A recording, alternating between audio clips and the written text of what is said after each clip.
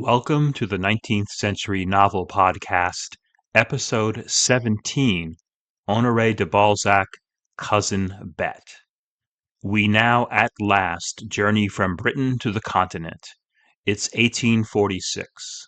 Luckily, a rail line, the Southeastern Railroad running from London to the port cities of Dover and Folkestone, was completed 2 years ago.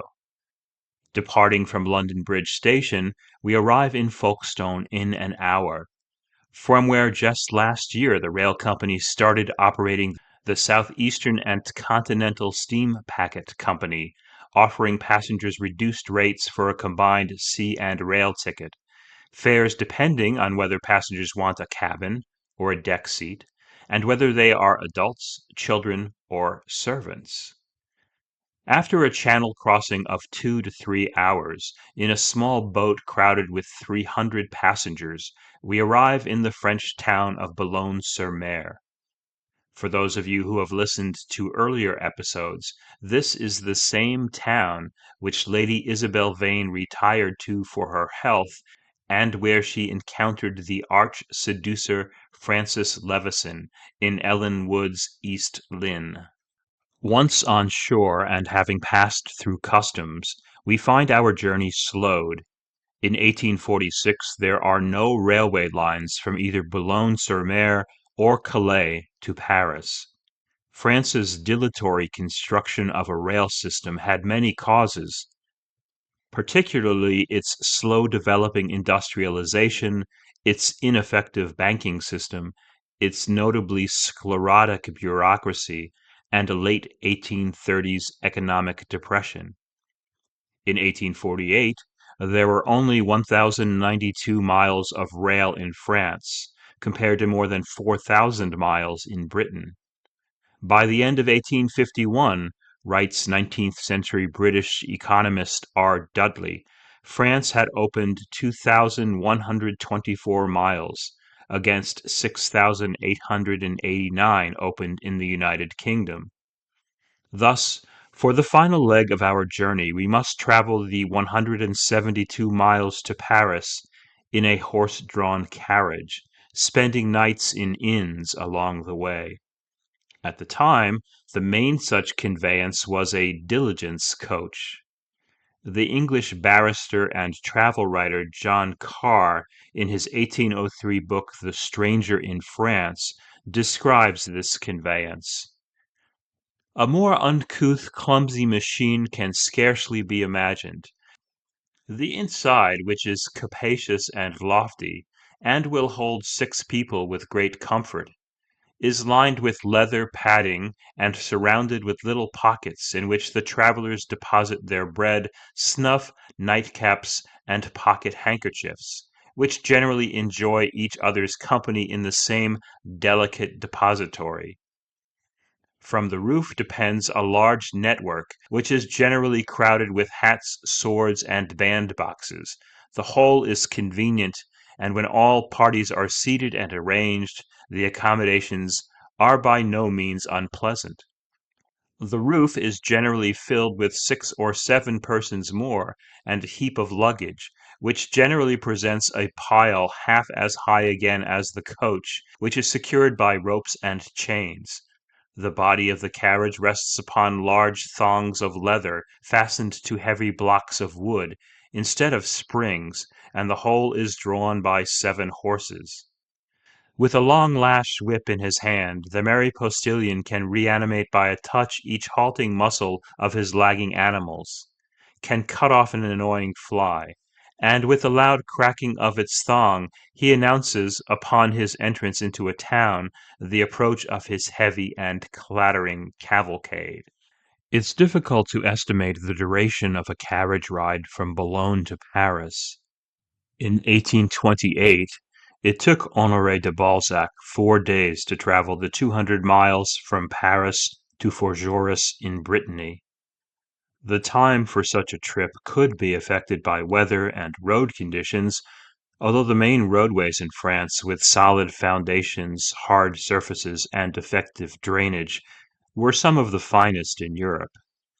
David Pinkney, emeritus history professor at the University of Washington, asserts that stagecoach travel from Calais to Paris took about 28 hours, while Elizabeth Jay, professor of English and assistant dean of the School of Arts and Humanities at Oxford Brookes University, tells us that since direct rail connections in France remained scanty, this latter part of the journey could take anything between 24.5 and 39 hours. At best, then, we arrive in Paris 30 hours after leaving London. No wonder that, according to Jay, the journey between the two capitals was sufficiently arduous to sear itself on the imagination of British travelers as an essential element of the Parisian experience. Travel times would be shortened considerably by the railroad, stagecoaches at best reaching 6 miles per hour, locomotives 30, reducing the Boulogne to Paris journey from 33 to 5 hours. Charles Dickens, making the journey in 1851 and able to travel from Boulogne to Paris by train, expressed his astonishment at the speed of modern travel. So I pass to my hotel, enchanted, sup, enchanted, go to bed, enchanted, pushing back this morning, if it really were this morning, into the remoteness of time, blessing the Southeastern Company for realizing the Arabian Nights in these prose days, murmuring as I wing my idle flight into the land of dreams, no hurry, ladies and gentlemen, going to Paris from London in 11 hours. It is so well done. In Les Miserables, Victor Hugo describes a carriage such as ours as it lumbers through the Paris streets, some huge vehicle, painted yellow and black, heavily loaded, noisily harnessed, distorted with mails, awnings, and valises, full of heads that were constantly disappearing, grinding the curbstones, turning the pavement into flints, rushed through the crowd, throwing out sparks like a forge, with dust for smoke and an air of fury. Once in Paris, we leave our diligence and hire a fiacre, a four-wheeled horse carriage with driver, or, if we want to save money, we hop aboard a horse-drawn omnibus, a large carriage with room for 12 to 18 passengers, the first vehicle of mass transit in Paris, which would remain a feature on Parisian streets into the early 20th century. We are headed for 19 Rue Basse, now 47 Rue Renoir, on the right bank of the Seine, in the Passy neighborhood, about a half-mile from the Eiffel Tower, which we can't see because, of course, it won't be built for another 40 years. The Paris on whose cobblestone streets our carriage cavorts is quite different from the Paris of the popular imagination, an old city that will be demolished and built anew, beginning in 1850.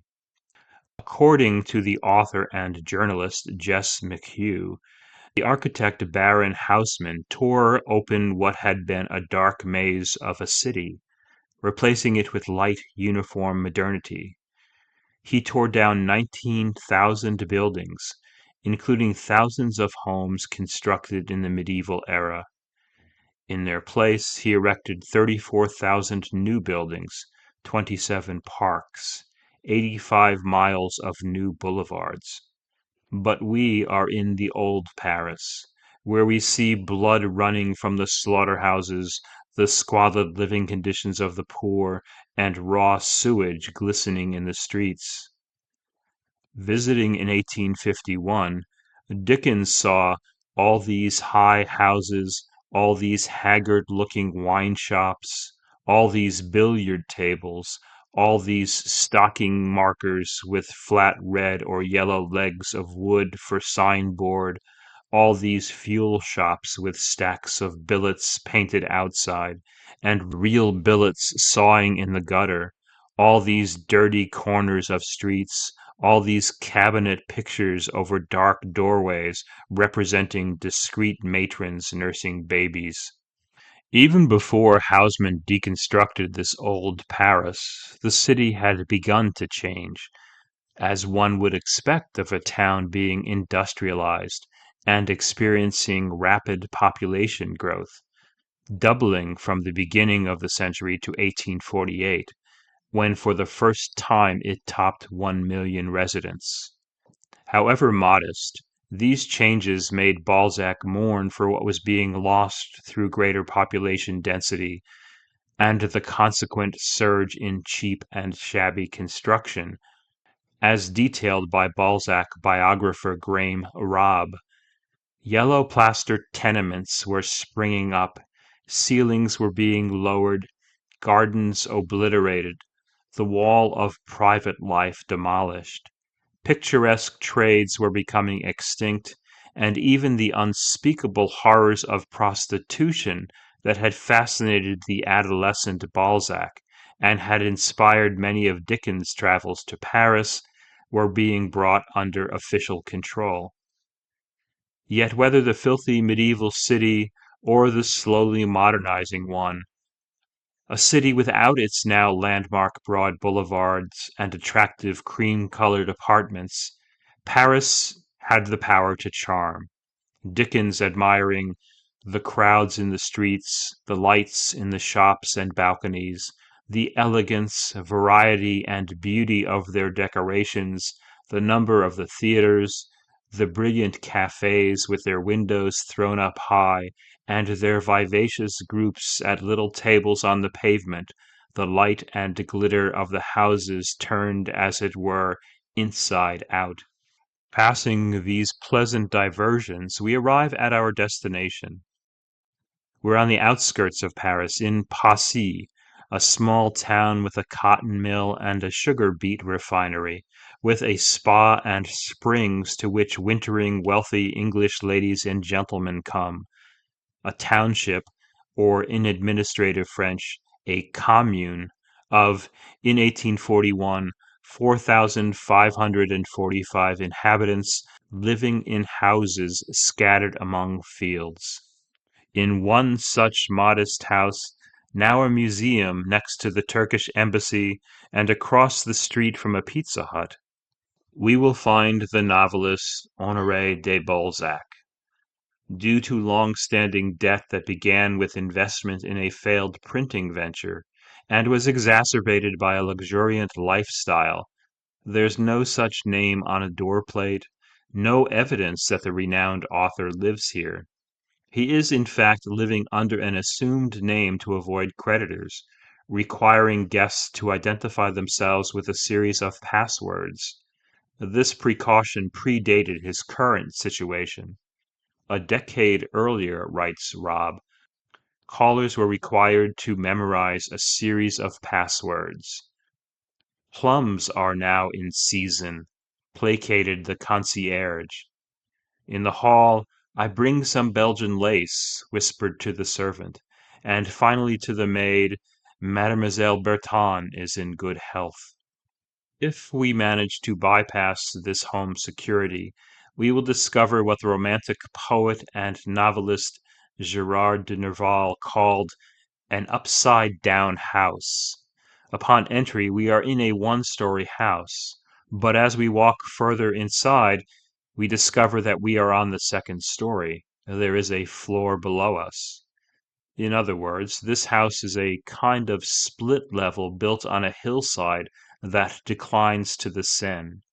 Balzac resides on the upper level, which provides him a particular advantage. The house has both a front and rear exit, the latter hidden from the street and accessible via a private stairway, a feature useful for fleeing from debt collectors. At last we approach Balzac's study. The journalist Felix Solar recounts his entrance into this sanctuary. The first thing I saw was an enormous bust of Balzac, a magnificent work in the finest marble standing on a pedestal. A glass-paned door giving onto a small garden lighted the room, of which the walls were covered with pictures without frames and frames without pictures. There were two bookcases. In the middle of the room was a small table, the writing table, no doubt, on which lay a single volume, a French dictionary. Rob fills in the remaining details. The study had an oak ceiling, a red carpet, and walls covered in red velvet with vertical bands of black silk. If we're lucky, we'll encounter the man himself, standing at his writing desk, scribbling intensely and drinking a cup of coffee.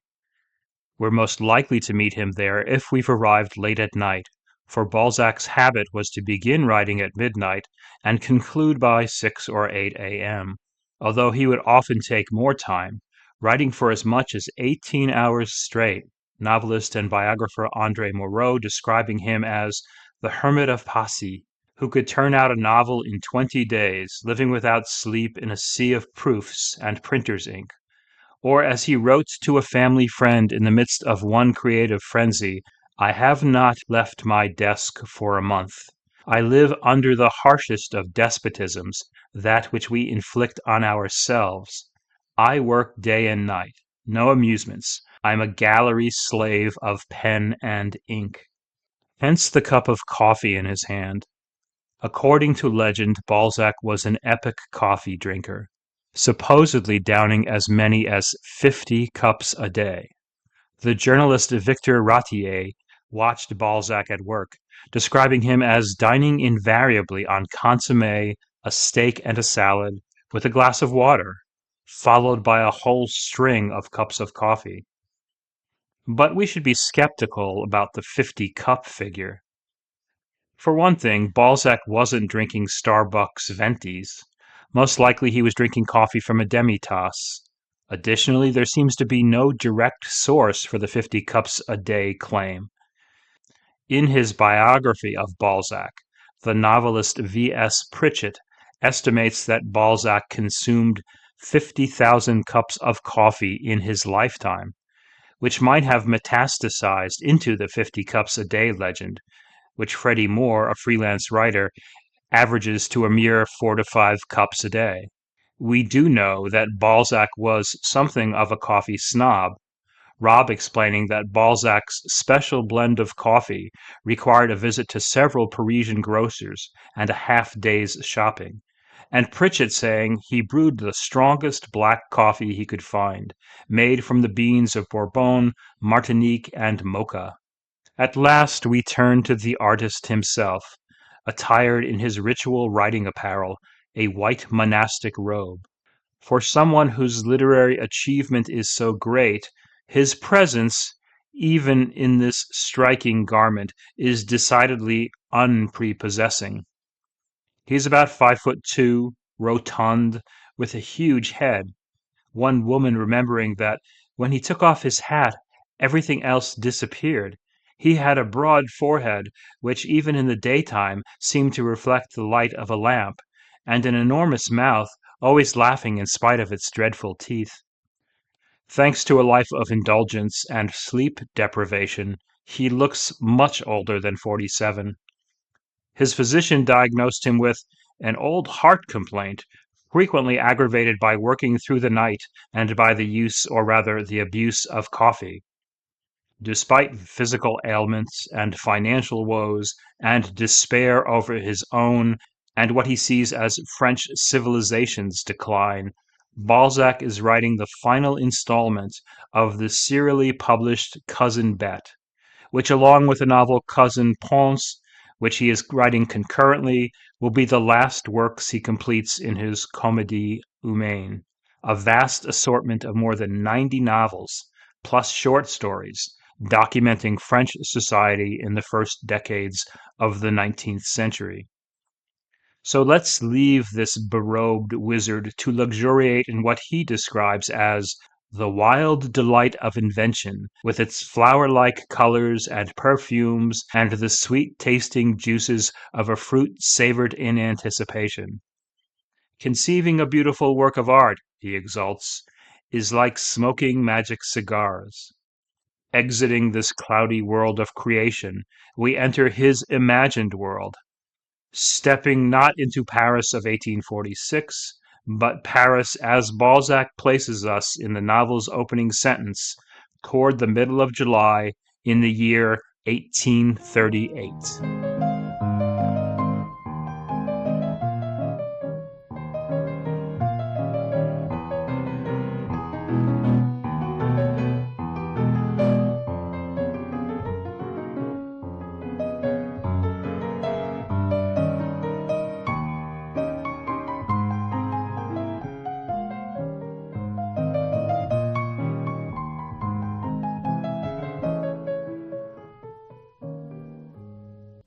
The novel begins with the arrival by private carriage at the door of a large house recently built on a section of the courtyard of an old mansion of Celestine Crevel, a pear-shaped 52-year-old man wearing the Legion of Honor on the uniform of a captain of the National Guard, a citizen militia who paid for their own arms and uniforms, which they kept at home, turning out for duty when summoned, as well as reporting as often as once a month for guard duty. Some elite companies dressed in special uniforms, including tall bearskins reminiscent of Napoleon's old guard. He has come to the home of Monsieur le Baron Hulot d'Hervy, commissary-in-chief under the Republic, former intendant general of the army in Spain, and at that time head of one of the most important departments of the War Ministry. That a middle-aged man wears a kind of toy soldier uniform, and the other once served as head auditor of the French army in Spain, and continues to serve the War Ministry, demonstrates the persistence of martial ranks and honors and of a substantial military bureaucracy 13 years after Napoleon's exile, even to the point of farce.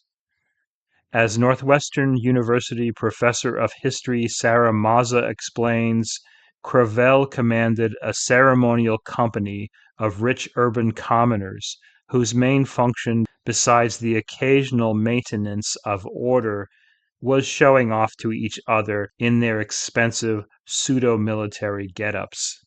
In Crevel and Baron Hulot, we see much of this laughable display of male vanity and superficial demonstration of male power. What Balzac emphasizes about these men, though, is their difference. Crevel, a member of the bourgeoisie, Baron Hulot, the nobility. However, the latter designation can be confusing. What does it mean to be a noble in the slowly democratizing France of the 1830s? The French nobility had existed as a distinct hereditary class from the Middle Ages to its abolition in 1790 during the Revolution. It was revived in 1808 with the rewarding of noble titles, but without noble privileges, under Napoleon's reign. The return of the monarchy in 1815 brought with it a return of the nobility, the royal charter under Louis XVIII specifying that the new, i.e. Napoleonic, nobility keeps its titles and the old nobility regains its titles. The king creates nobles at will, but he grants them only ranks and honors. While new nobles received neither money nor land, established nobles were compensated for lands confiscated during the Revolution, and they retained substantial wealth. It's estimated that 60% of the richest 670 families in France in the 1820s were Ancien Regime aristocrats, including 90% of the 500 richest landowners.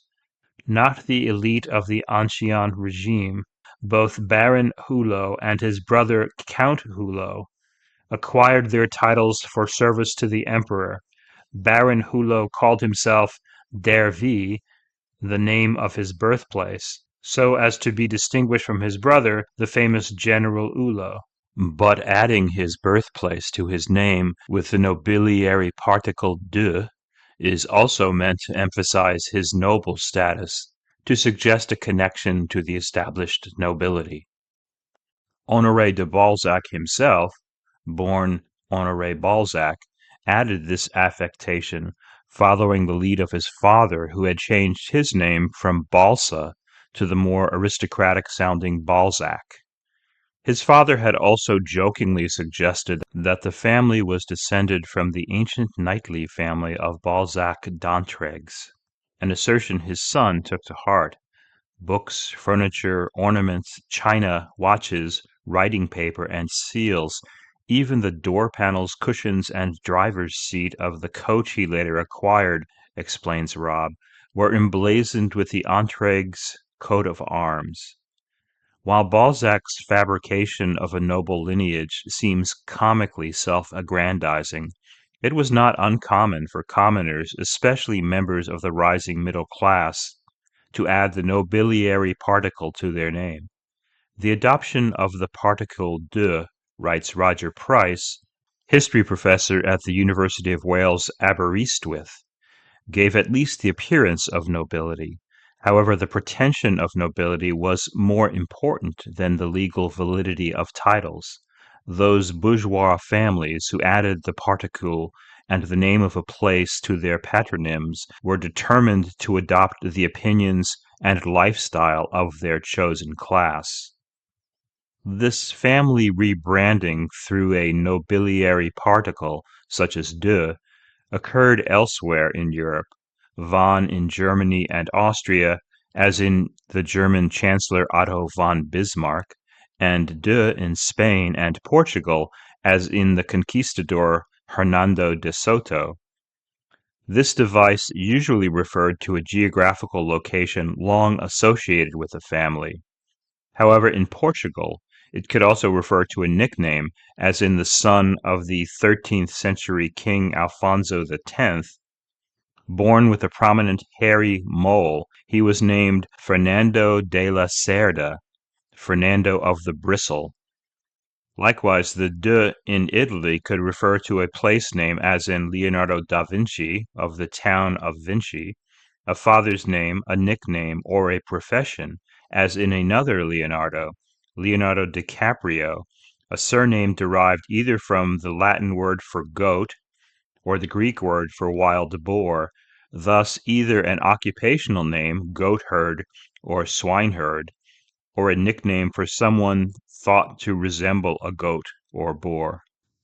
Unlike Baron Hulot, his antagonist Celestine Crevel, who self-deprecatingly describes himself as a grocer, a shopkeeper, a former dealer in almond paste, Portuguese water, and cephalic oil, has not affected a noble lineage through the Napoleonic awarding of titles or the appropriation of the nobile particule.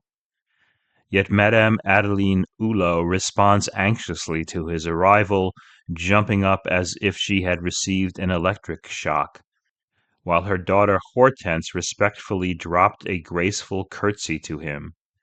Madame Hulot's response to his appearance is due not to his noble but to his financial stature, an increasing concern for the declining Hulot family.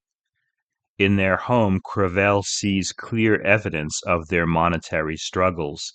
Silk curtains which had been red but were now faded violet by the sun and worn threadbare at the folds by long use, a carpet whose colors had vanished, chairs which had lost their gilt and whose stained silk covers were worn out in strips. Crevel is here at Madame Hulot's invitation to discuss his interference with her daughter Hortense's engagement. He had revealed that she has no dowry. Admitting this misdeed, Crevel offers Madame Hulot three options for marrying a dowryless daughter. 1. To find a very rich, childless old man of 60 who would like to have children, or simply wants a young girl. 2. To find some energetic fellow who will fall in love and marry without caring about the wedding present. Or 3. For Madame Hulot to become his lover, which will ensure his silence, a proposal she scornfully rejects, explaining that at my age, a woman's folly has to be justified by good looks or youth, or fame or ability, or some of the brilliance that dazzles us to such an extent that we forget everything, even our age. You may have an income of 50,000 livres, but your age outweighs your fortune. So of everything that a woman requires, you possess nothing at all. That a man threatens to interfere with a young woman's marital chances unless her mother agrees to sleep with him, and that this 47-year-old woman identifies, however jokingly, those male qualities which might persuade her to commit adultery, is evidence we're not in England anymore. Attitudes towards sexuality were much franker in France. Nonetheless, during this time, women's identity in France, just as in Britain, was becoming increasingly tied to domesticity. Historians now generally accept the view that the ideology of domesticity was created by the middle classes, writes Dartmouth University Emerita history professor Margaret Darrow, and they associate its spread with changes in economic relations. The commercial middle class initially developed domesticity in the 17th century and actively proselytized for it in the 18th. Gradually, as market capitalism, industrialization, and urbanization transformed society, the domestic ideals spread into the working classes and the elites. Darrow goes on to argue that upper-class embrace of domesticity was different in France because of this elite's fear that revolutionary terror had not been fully quashed. The aristocracy appropriated domesticity as a class ideal in an effort to answer middle-class criticism of the nobility and, consequently, to forestall the political triumph of the bourgeoisie during the post-Napoleon Restoration, beginning in 1815. Caring for her children, revering her husband, and maintaining the family home, Madame Hulot is a model of the female domesticity that was becoming more and more the social norm in France. Spurned by Madame Hulot, Crevel seeks to destroy her affection for her husband by detailing the Baron's adultery. Crevel begins by recounting his own relations with the marvelously beautiful Josepha Marat, a 15-year-old cashier who had worked in his perfumery, and for whom he furnished a set of private rooms, explaining that he wanted to be at one and the same time her father, her benefactor, and, not to mince matters, her lover, to kill two birds with one stone, to do a good deed and have a nice mistress. Crevel keeps this bird in her gilded cage for 5 years of happiness, providing her with singing lessons and attending the opera with her on days when he's not attending with his daughter Celestine. Thinking he has bound Josepha to him for life, he allows her to spend time with the actress Jenny Cadine, who has had a similar intimate relationship with Madame Hulot's husband. The two men bonded through their sexual escapades, even determining that Crevel's daughter would marry Hulot's son. However, unlike Crevel's affair, which began when Josepha was 15, Baron Hulot, that monster of a husband, asserts an outraged Crevel, was protecting Jenny when she was 13. To the assertion that her husband, who at the time was 42, had had a 13-year-old mistress, Madame Hulot replies, "Well, monsieur, and what of it?" To listeners of this podcast, the cavalier attitude expressed here the casual acceptance of middle-aged men having sexual relationships with barely pubescent girls.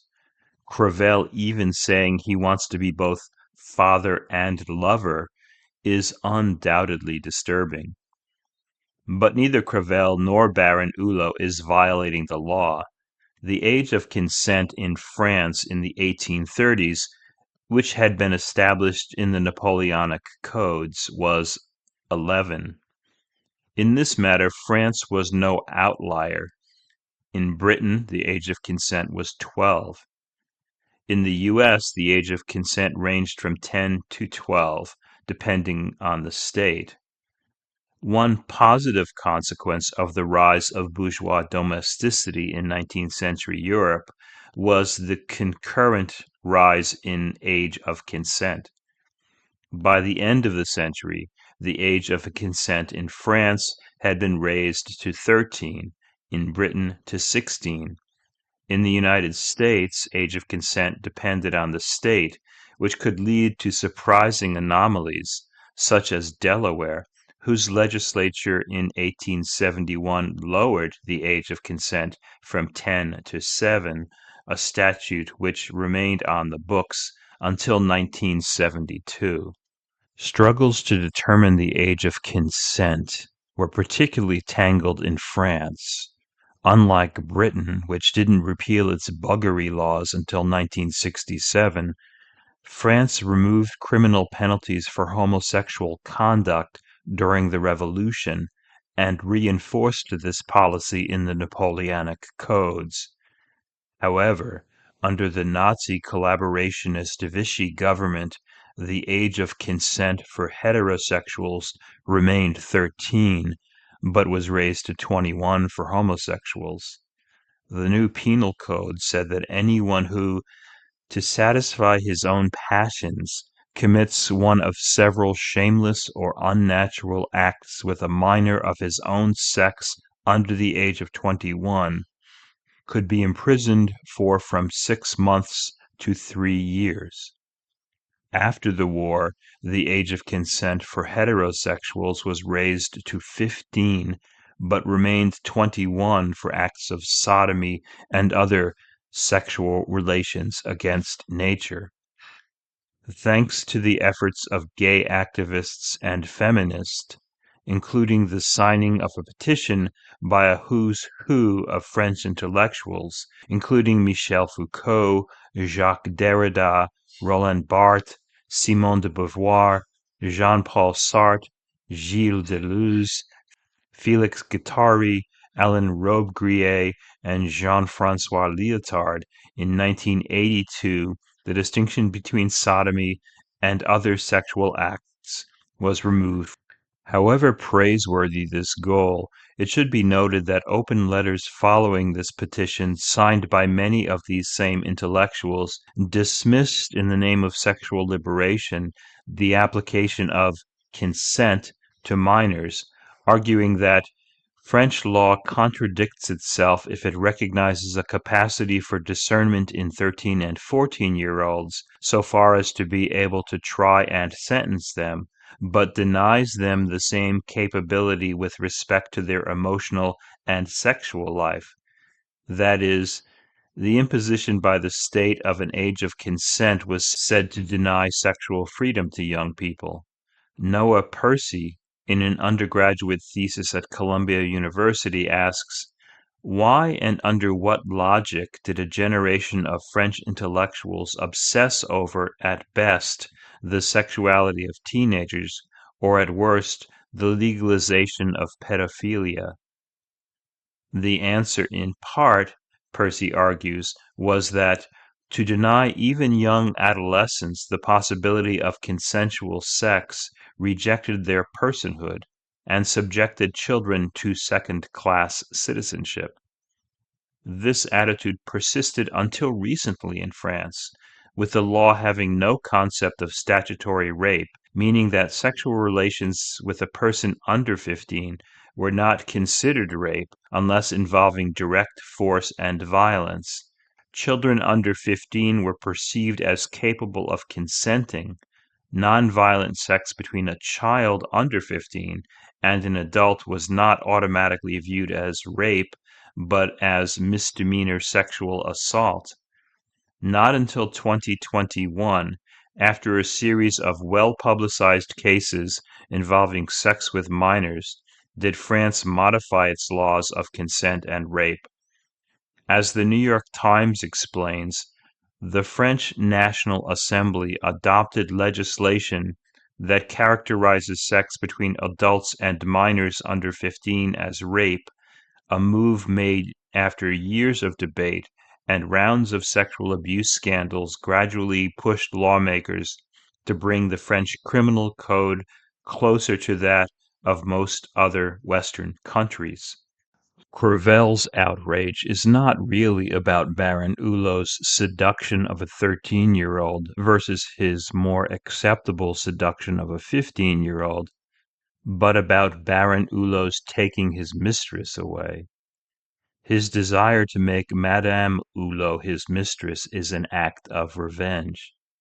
To engage in this private intercourse with Crevel, Madame Hulot has had her cousin Bette and daughter Hortense wait in the garden.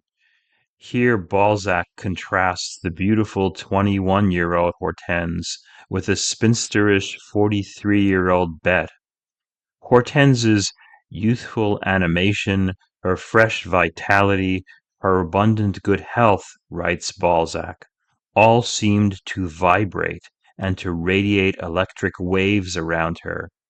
When her deep blue eyes, with their pure innocent look, fell on a passer-by, he would feel an involuntary thrill. Bette, in comparison, wore a dress that turned her into an old maid from head to foot. She was a dried-up old maid who looked exactly like a daily serving woman. This contrast repeats the novel's formative episode, when the young Bette Fisher is marginalized in favor of her cousin Adeline Fisher, the future Madame Hulot. Balzac describes the 16-year-old Adeline. She was one of those perfect, dazzling beauties whom nature fashions with particular care, giving them her most precious gifts: distinction, nobility, grace, refinement, elegance, an incomparable physique. She had the willowy figure, the seductive fabric of those women born to be queens, the bearing of an empress, an aristocratic air, a majestically contoured profile, and the modesty of a village girl, which made men stop and look at her, charmed as art lovers are before a Raphael. Few women could compare with this goddess, let alone Bette, a peasant woman from the Vosges, in the full meaning of those words, thin, dark, with shiny black hair, thick eyebrows joined by a tuft of hair, long, strong arms, large feet, one or two warts on her long, monkey-like face, who is called Nanny Goat by Hulot. Vosges, by the way, is a region in northeastern France near the German border, from where the three Fisher brothers, including Bette and Adeline's fathers, had been conscripted by the post-revolution republic to serve in the army of the Rhine against the Austrians and Prussians. In 1799, Adeline's father continued his service in the French army under Napoleon, while Bette's father, wounded in an unspecified battle in 1797, remained behind, raising both his and his brother's daughters. Recognizing the superior beauty and thus greater monetary value of Adeline, Bette's family, who lived as one household, sacrificed the plain girl to the pretty one, the sharp fruit to the brilliant flower. Bette worked in the fields while her cousin was spoiled. Bette understandably fought with her privileged cousin and attempted to spoil both her beautiful face and beautiful wardrobe. This rejection, this preference for her cousin by her own parents, permanently deformed Bette's character. Jealousy, Balzac writes, was the fundamental feature of her character, and it is the driving force for much of the narrative. For parents to reject their daughter for the sake of a more beautiful cousin seems heartless, if not unnatural. To understand this choice, we must understand the situation of the Fisher family. At the beginning of the 19th century, France was overwhelmingly rural. Most of the population, notes Roger Price, remained isolated by poor communications and low levels of functional literacy. Marriages were arranged within these narrowly bounded geographical spaces, Price explaining that marriage partners were commonly selected from within the distance a man could travel on foot and return home the same day. Their sheltered backgrounds and lack of sophistication made rural peasants wary of even visiting more urban locales. According to Price, peasants in Alsace were, for example, reluctant to visit large towns like Wissembourg or Hagenau, which had populations of 11,000 and 7,000 respectively in 1846. In them they encountered the authorities and the well-dressed bourgeoisie, and workers who laughed at their awkwardness. There they risked being cheated by merchants and innkeepers. In this context, isolated, uneducated, and with little opportunity for social mobility, Bette's parents wagered on Adeline's beauty, and their bet paid off. In 1799, Hulot d'Ervy, officer in charge of military transport, who had helped the Fisher brothers gain employment in the military supply system, came to Strasbourg, saw Adeline, and made her his wife as soon as the law allowed, to the great astonishment of the Fishers, who had all been brought up in awe of their superiors. This marriage was like an assumption. The beautiful Adeline went directly from her village mud to the paradise of the imperial court. Adeline's marriage and move from mud to metropolis are compared to the Virgin Mary's bodily assumption into heaven. The Virgin Mary will be reunited with her soul in heaven. Adeline will be united with Baron Hulot in Paris. Her beauty and bearing elevate her in this world as well. She has nobility, grace, refinement, elegance, the bearing of an empress, an aristocratic air, a majestically contoured profile. And her daughter Hortense has a noble bearing equal to her mother's. For an aesthete such as Balzac, beauty, whether natural such as Hortense's or artistic such as Raphael's, is a kind of nobility, something to be worshipped. This equating beauty with wealth was not just metaphorical. Beauty was enhanced by wealth, by wigs and cosmetics and new flattering colorful clothing. We take the availability of affordable clothing for granted, but it wasn't until the 1840s, with the production of low-cost textiles, that the middle classes could begin to afford more attractive apparel.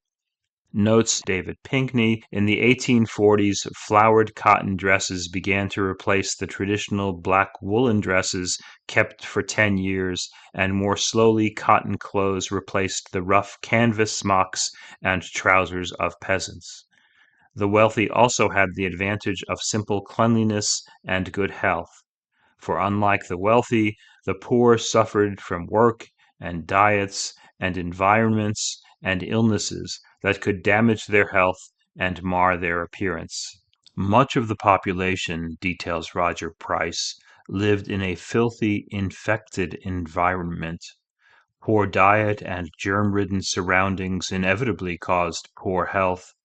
Hard and often dangerous work, frequently in the open, whatever the weather, compounded the damage, reducing much of the population to a state of physiological misery. made all the worse at the beginning of the century by the wars and subsistence crisis of the closing years of the Napoleonic Empire. Bette's parents must have been aware of the physiological misery that resulted from a peasant's labor. They knew that Bette's appearance would be damaged by working in the fields, while Adeline's beauty would be preserved by remaining at home.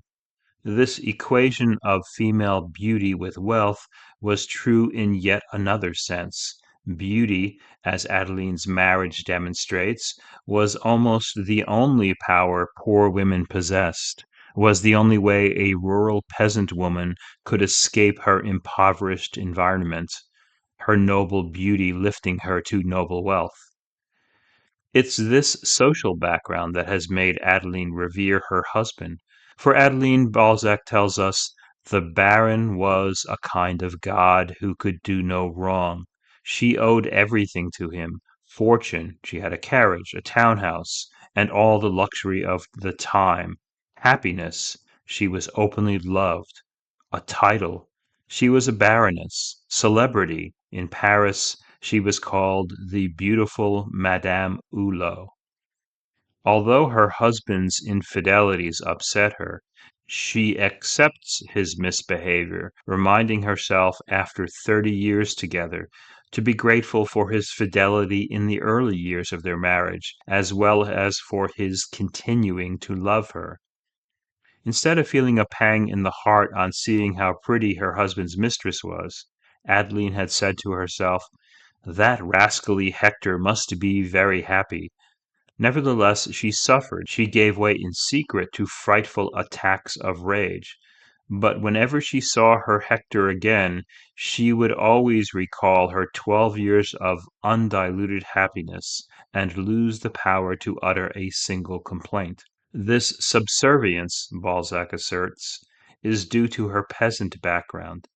A well-born wife would torment her husband, would speak in biting words in a diabolical spirit of vengeance, whereas Madame Hulot responds passively, with excessive delicacy, because of her roots in the people who know how to receive blows without returning any.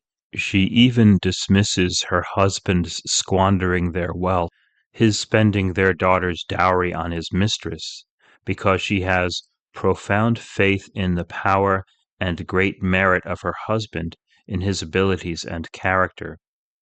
Such is the power of patriarchy and class.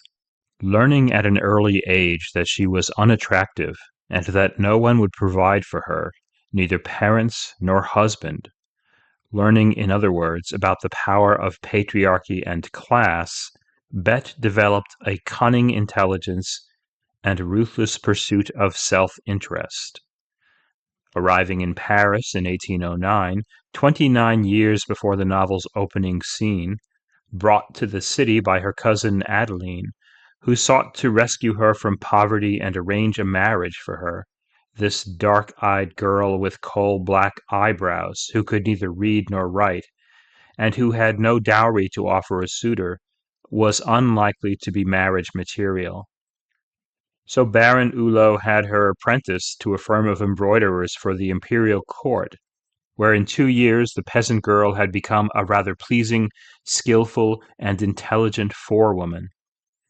The firm she worked for depended on the martial attire that prevailed in Napoleonic times: epaulets, sword tassels, and shoulder knots; in short, the countless brilliant decorations which glittered on the rich uniforms of the French army and on civilian dress, on the gold and silver embroidered on the seams of uniforms of everyone in Napoleon's service, and his empire contained 133 departments. In 1815, business declined with the fall of Napoleon. Bette's father was killed fighting for Napoleon during his 100-day return to France. Adeline's father was court-martialed and sentenced to be executed for an unspecified offense, perhaps continued support for the Bonapartists, but escaped to Germany, and Bette became a common worker, giving up all rivalry and comparison with Adeline. in recognition of her cousin's various kinds of superiority. Nonetheless, envy remained hidden in the depths of her heart like the germ of a disease. Much of the rest of the novel will show this germ festering and spreading a contagion resistant to any sense of proportionality, decency, or morality. Bette is resigned to, in fact proudly asserts her independence by severing herself from society, pruning her life of all material cares, wearing old-fashioned apparel that turned her into an old maid from head to foot, made her so ridiculous that no one could receive her at formal parties. Bette resides in a neighborhood that suits her antisocial personality, a neighborhood of 10 or so houses, whose owners carry out no repairs, and they are the remains of the old quarter, which has been in process of demolition since the day Napoleon decided to complete the Louvre. The darkness, the silence, the icy blast, the low-lying cave-like site, all combine to make these houses seem like crypts, living tombs.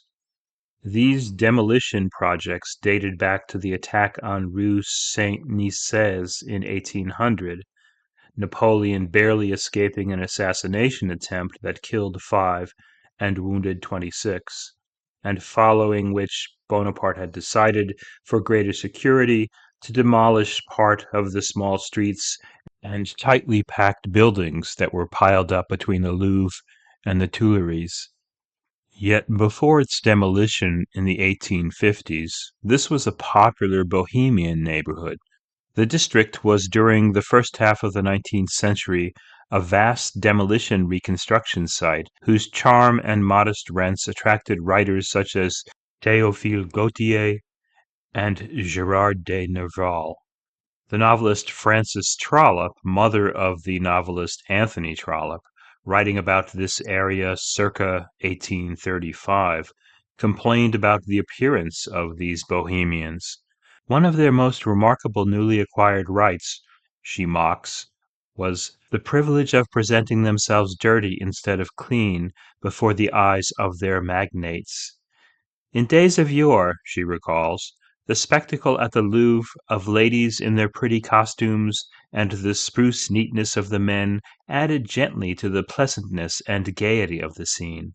But now, she continues, dingy jackets, uncomely caps, ragged blouses, and ill-favored round-eared caps that look as if they did duty night and day must all be tolerated, and in this toleration appears the principal external proof of the increased liberty of the Parisian mob. One of the pleasures of reading Balzac is his depiction of the shifting attitudes and appearances of Parisians, and the shifting cityscape of Paris itself. As Owen Heathcote, reader of modern French studies at the University of Bradford, maintains, Balzac took pride in charting the changes taking place in the urban landscape around him, and his characters' reactions to them. Balzac became the chief exponent of Paris, both as document and as myth. The historian Philip Mansell explains that Balzac was familiar with almost every aspect of the city, from embassies to prisons. He considered Paris the capital of pleasure, vanity, ideas, thought, and chance, a monster with 1,000 paws, an astonishing assembly of movements, the head of the world, a brain exploding with genius, the leader of civilization, the most adorable of all confections. He also called it a torrent, an ocean, a Vesuvius in perpetual eruption, and a hell. But Balzac finds nothing charming in this abandoned setting, wondering, who can live there? What must happen there after dark, when the lane becomes a haunt of criminals, and when the vices of Paris, wrapped in the cloak of night, indulge themselves to the full? What gives Bette's life meaning within her demeaning circumstances is the 29-year-old sculptor and silversmith Wenceslaus Steinbock, a Polish refugee who had fled his native Poland as its war for independence joined by Lithuania, Belarus, and parts of Ukraine, was being crushed by the Russian army. Many, like Steinbock, fled to France, that home of the Revolution, which inspired other uprisings in the 1830s, which in turn generated more refugees escaping to France, and caused the July monarchy to develop a set of administrative policies to deal with 6,000 Spanish, Italian, and Polish refugees, isolating them in towns well away from the border. Almost 200,000 Polish citizens, soldiers, and civilians were shipped off to Russia, according to Cambridge University history professor Richard Evans, with many imprisoned rebels still in jail or exile in Siberia a quarter of a century later, a policy reminiscent of the treatment of captured Ukrainians by Russia under Vladimir Putin in June 2022, as reported by Human Rights Watch. Ukraine's deputy prime minister claimed that 1.2 million Ukrainians had been forcibly taken to Russia, including 240,000 children, decreeing that everything that has historical or national value should be removed from Poland. Tsar Nicholas I, writes Evans, abolished the Polish constitution, the universities were closed down, and the Warsaw Library was seized. From 1839, study abroad was banned, and the publication of books on history and social studies was halted. The works of national poets were suppressed, eerily reminiscent of Russian policies in occupied Ukraine, in which, according to the UN Human Rights Office, cultural resources such as repositories of Ukrainian literature, museums, and historical archives are being destroyed, and efforts are being made to erase local culture, history, and language in cultural and educational institutions, and to forcibly replace them with Russian language and with Russian and Soviet history and culture. Ukrainian history books and literature deemed to be extremist have been seized from public libraries and destroyed. Due to the democratic legacy of the French Revolution, to its generally liberal culture, and to the promise of the July monarchy, many Poles fled to Paris. As Mansell notes, Paris received about 4,000 Polish refugees and acquired a new role as capital of Poland in exile. Among the Poles who made their way to Paris was the celebrated composer Frédéric Chopin. Steinbock's career was far less successful. Having traded Russian persecution for life in a Paris attic, destitute and despairing, Steinbock attempted suicide, but was saved by Bette and became her pet project, a male companion, a surrogate child, a prisoner, and an almost lover. Hortense and Madame Hulot doubt the existence of Bette's admirer until she shows them his handiwork, a silver seal representing faith, hope, and charity, which Bette exchanges for one of Adeline's shawls. Bette had been eaten up with admiration for cashmere shawls, Balzac writes, and had become obsessed with the idea of having the yellow cashmere shawl which the Baron had given his wife in 1808, and which had been passed down to Hortense. Why this cashmere craving? Adeline's husband had purchased this expensive and fashionable shawl for her. In wearing the shawl, Bette was in a way becoming the favored daughter, with the fine clothes and the noble husband. Cashmere was a fashionable sign of wealth. It had become a much desired luxury item when she was a girl, when it was brought to France from Egypt by Napoleon's troops. Cashmere became a marker of status and, paradoxically, of both female sexuality and female virtue. Susan Heiner, professor of French and Francophone studies at Vassar College, explains what made cashmere so captivating. It functioned well in the new, simpler fashions of the First Empire, which necessitated warm coverings for exposed décolletages and gauzily clad limbs, An erotic vestimentary sign because of its warmth and delicacy, the cashmere shawl permitted fashionable ladies to dress scantily in public and still remain decorously covered. Every fashionable lady required a shawl to complete her wardrobe and signal standing among the social elite of early 19th century Paris. The cashmere was a marker of economic status, and one's correct use of it a marker of class. Cashmere was linked not only to social and economic status, but also to feminine virtue. Traditionally a trousseau item, a cashmere was often handed down from mother or purchased at great expense before her wedding. In short, as fashion journals imply and as novels make explicit, the cashmere was reserved for marriage or marriageable women. This context further explains Bette's cashmere compulsion. It's an emblem for all she's been denied: beauty, fashion, wealth, love. It harkens back to the Empire, the time of her youth, when she could believe in possibility. Acquiring the shawl in trade with Hortense for a sculpture, Bette likely associates the shawl with Steinbock and with the bride's trousseau. Little does she realize that in giving this gift to Hortense, she has, rather than initiated her own pseudo-nuptials to Steinbock, furthered Hortense's interest in him.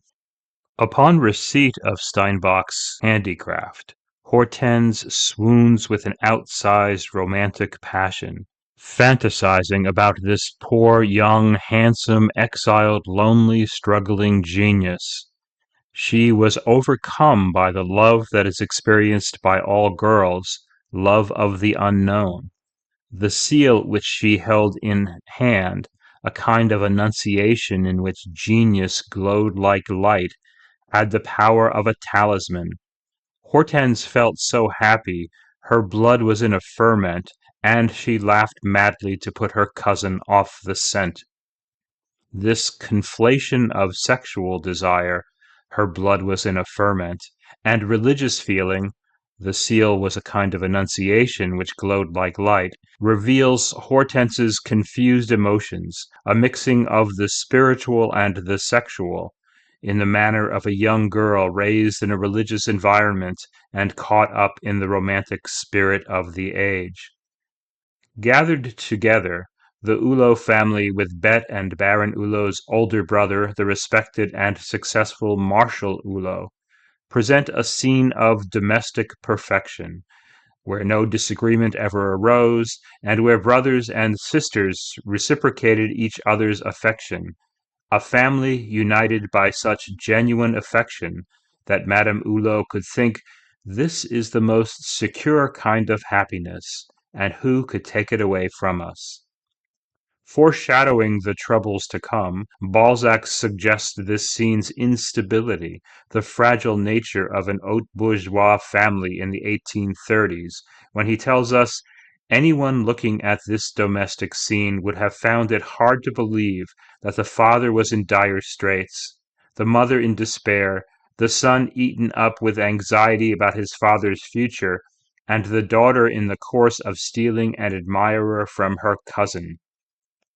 In many ways, Balzac's novel seeks to answer Madame Hulot's question, "Who could take it away from us?" Or in paraphrase, how can the nuclear family survive as, in the historian and social critic Christopher Lash's words, a haven in a heartless world, in a society ruled by the ruthless logic of capital? Throughout his Comédie Humaine, Balzac will mercilessly answer Madame Hulot's question, exploring how individuals and families survive or fail to survive in a culture dominated by a materialist bourgeois ethos. Influenced by the historical novels of Walter Scott, Balzac began this ambitious project with the intention of detailing French history from the Middle Ages to his own time. But like many an initial thesis, this plan was far too broad and ambitious. Instead, he narrowed his focus to French society from 1799 to 1847, from the end of one revolution to the cusp of another.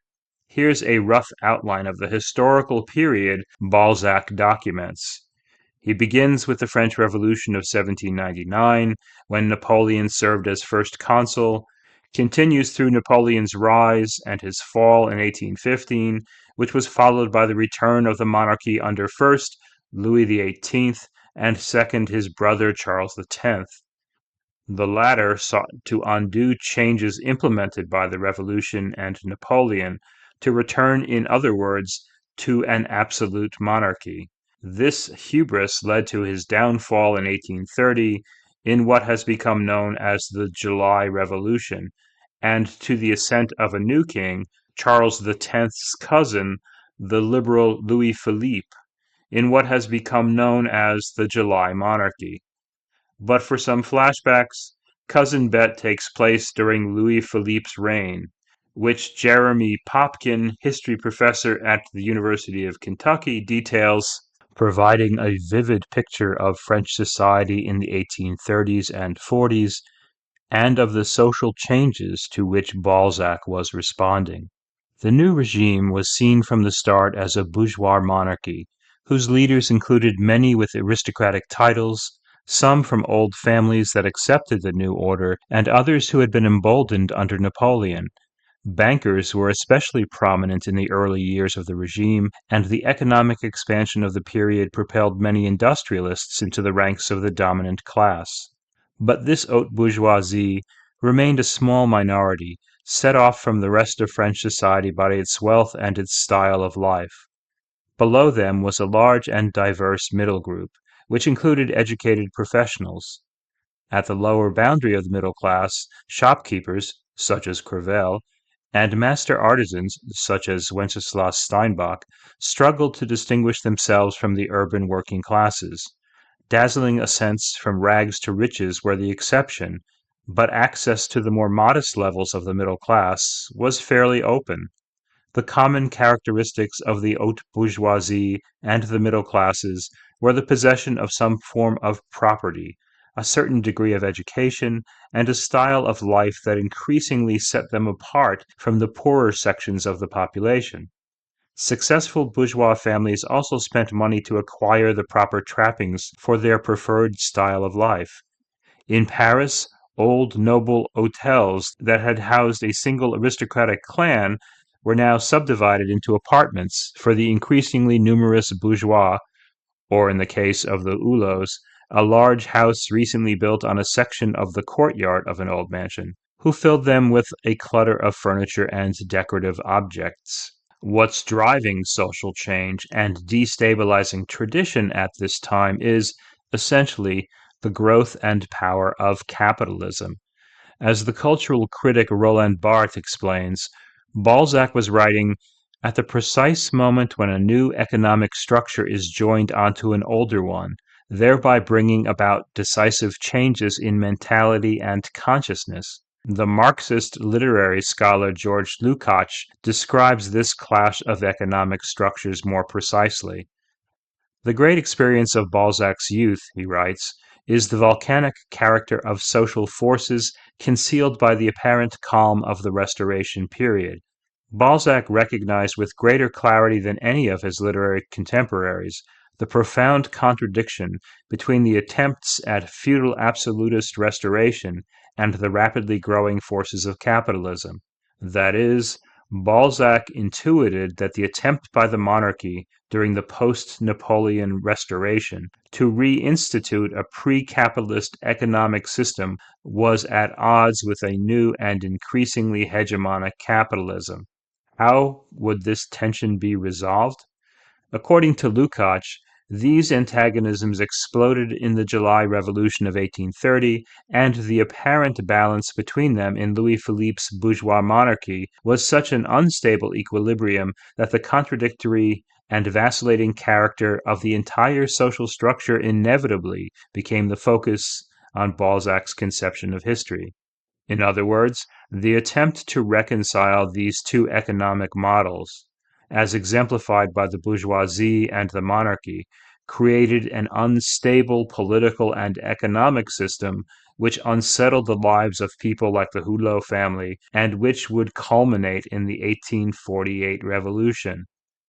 University of Cambridge Emeritus Fellow in French Michael Tilby makes a similar argument.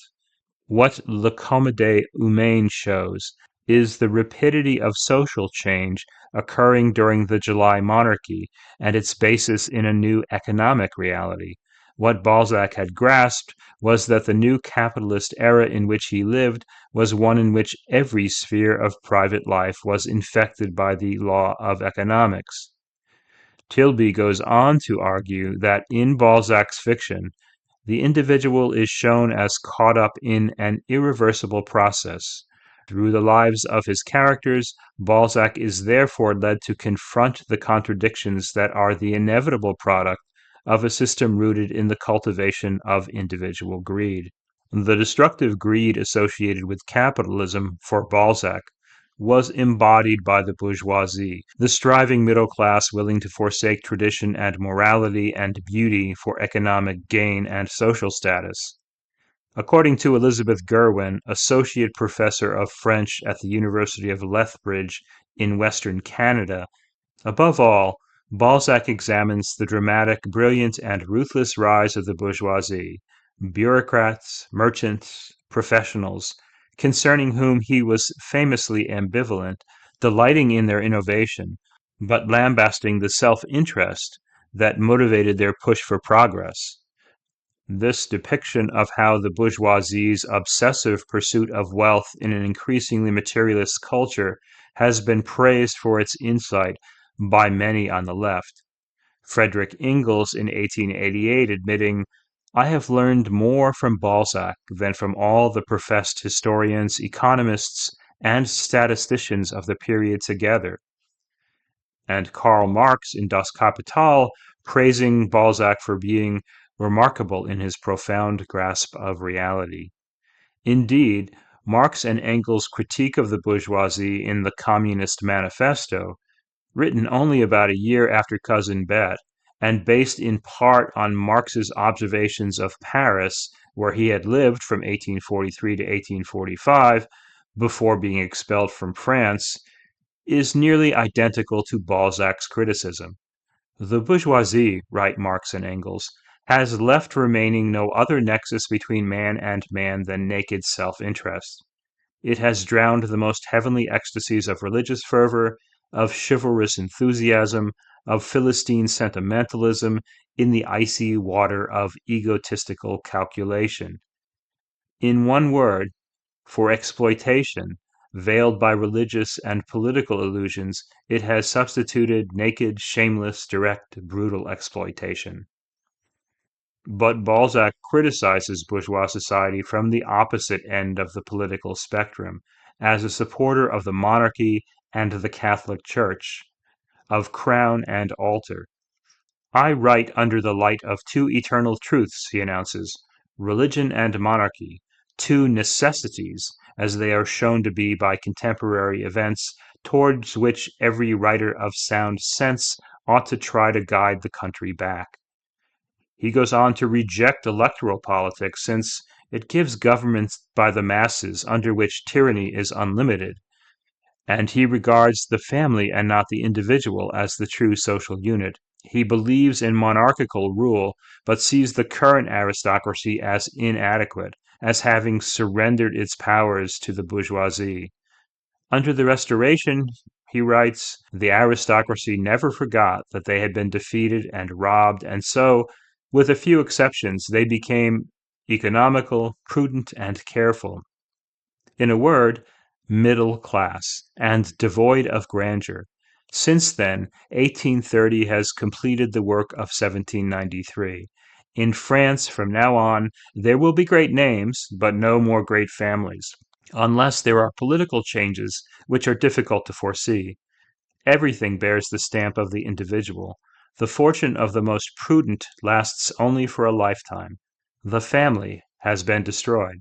In other words, traumatized by the revolution, the aristocracy learned to disguise their wealth and moderate their lifestyles.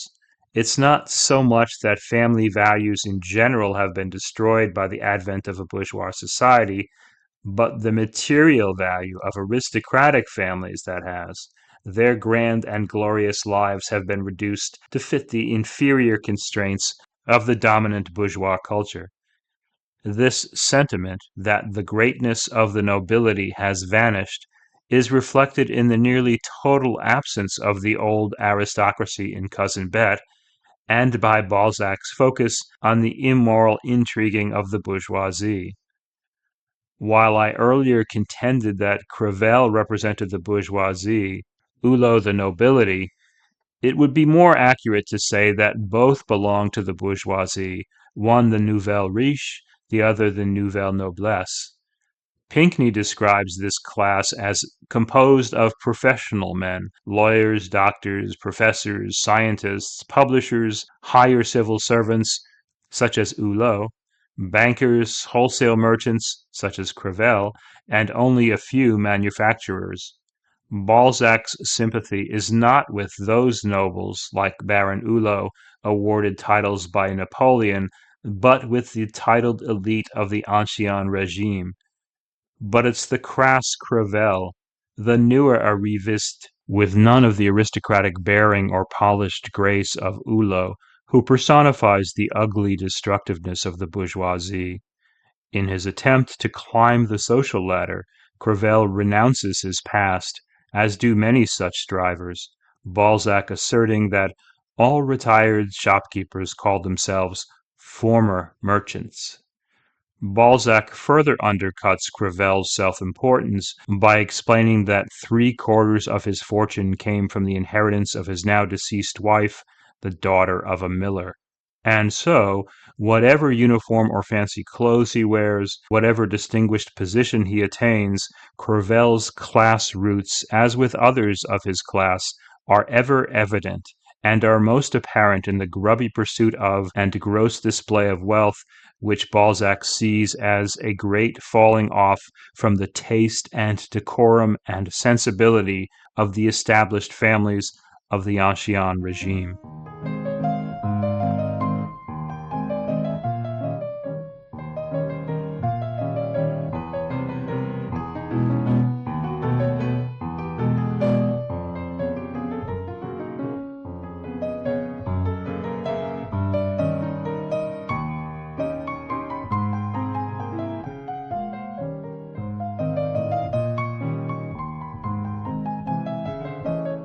With an important job in the government and a bearing shaped by his military service, Crevel's nemesis, Baron Hulot, is more respected and admired. We meet him again as he accompanies Cousin Bette through the darkened streets to her apartment. It's there that he sees a small, slim, pretty, very smartly dressed young woman exuding an expensive perfume pass between the carriage and the door to enter the same house. Slowly climbing into his carriage, Hulot allows his eyes to follow the young woman whose dress was swaying agreeably over something other than those frightful, deceptive crinoline petticoats. This form of petticoat isn't the stiff whalebone hoop skirt of our historical imagination, which wouldn't appear until the 1850s, but instead is a quilted horsehair petticoat designed to provide a bell shape to a woman's skirt. The word crinoline is derived from the French word for horsehair, crine. While decrying the deceptive and obscuring petticoat, Hulot still sees an attractive little woman whom I should be very glad to make happy, for she would make me happy. And this attractive little woman is pleased to be the object of Hulot's gaze, to see him rooted to the spot with admiration and consumed by desire. In what most women would now object to as harassment, Balzac sees simple flattery. Women are pleased by such encounters, he reports, which are like a flower which all Parisian women delight to smell when they find one in their path. Some women come home quite out of humor if they have not collected their nosegay in the course of their outing. More than simply being appreciated and flattered, this woman signals her interest in Hulot by opening the window of her second-floor flat and being seen in the company of a gentleman whose bald head and not at all angry look showed that he was her husband. How knowing and clever such young women are, Hulot tells himself. That's her way of showing me where she lives.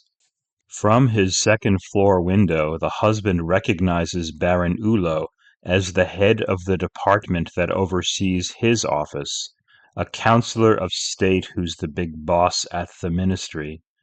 Husband and wife surmise that the old maid on the third floor, who lives with a young man, i.e. Wenceslas Steinbock, must be Hulot's cousin. The fact that the Marneffes live on the second floor, Bette on the third, and Steinbock in the attic is a sign of their relative economic status. Guillaume de Berthier de Sauvigny, professor of modern and contemporary history at the Institut Catholique de Paris, explains, in Paris, the various classes were distinguished by the various floors of buildings. The higher the class, and the rents, the lower the floor, in a day when elevators were unknown. Although this married couple, Valerie and Jean-Paul Stanislas Marneffe, live on the second floor, and are thus better off than Bette and Steinbock, they are not well off. Instead, they survive on the husband's meager salary as clerk for the War Ministry. Balzac, as he regularly does, identifies their class position through a detailed description of their rooms and possessions. Their flat, he writes, typical of many Parisian couples, gave the deceptive appearance of pseudo-luxury that is prevalent in many homes. The furniture was upholstered in shabby cotton velvet. The plaster statuettes imitated Florentine bronzes. The chandelier, badly carved and merely painted over, had molded glass sconces, and the cheapness of the carpet was apparent in the cotton, which had become visible to the naked eye. All these things proclaimed the poverty like a poor man in rags at a church door. M. Marneffe's room was faded and worn like himself, and cleaned over once a week.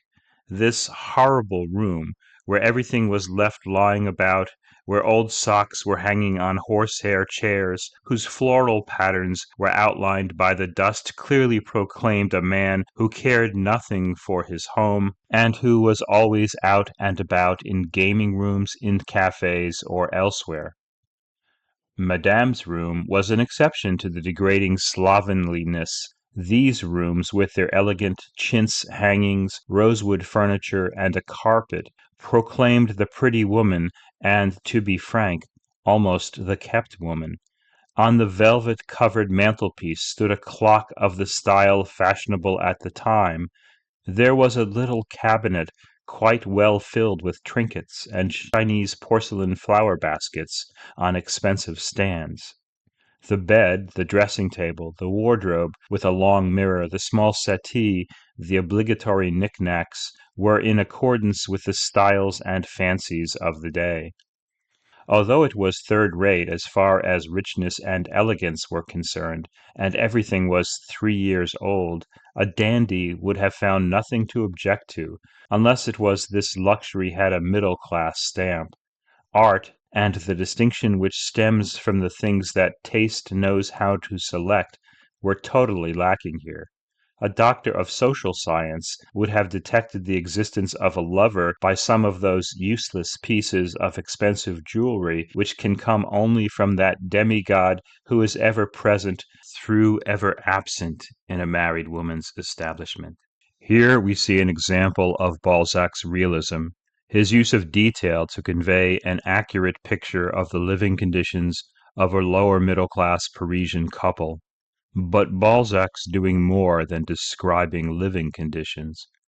Although individualized, Madame and Monsieur Marneffe represent others like them, members of the lower bourgeoisie.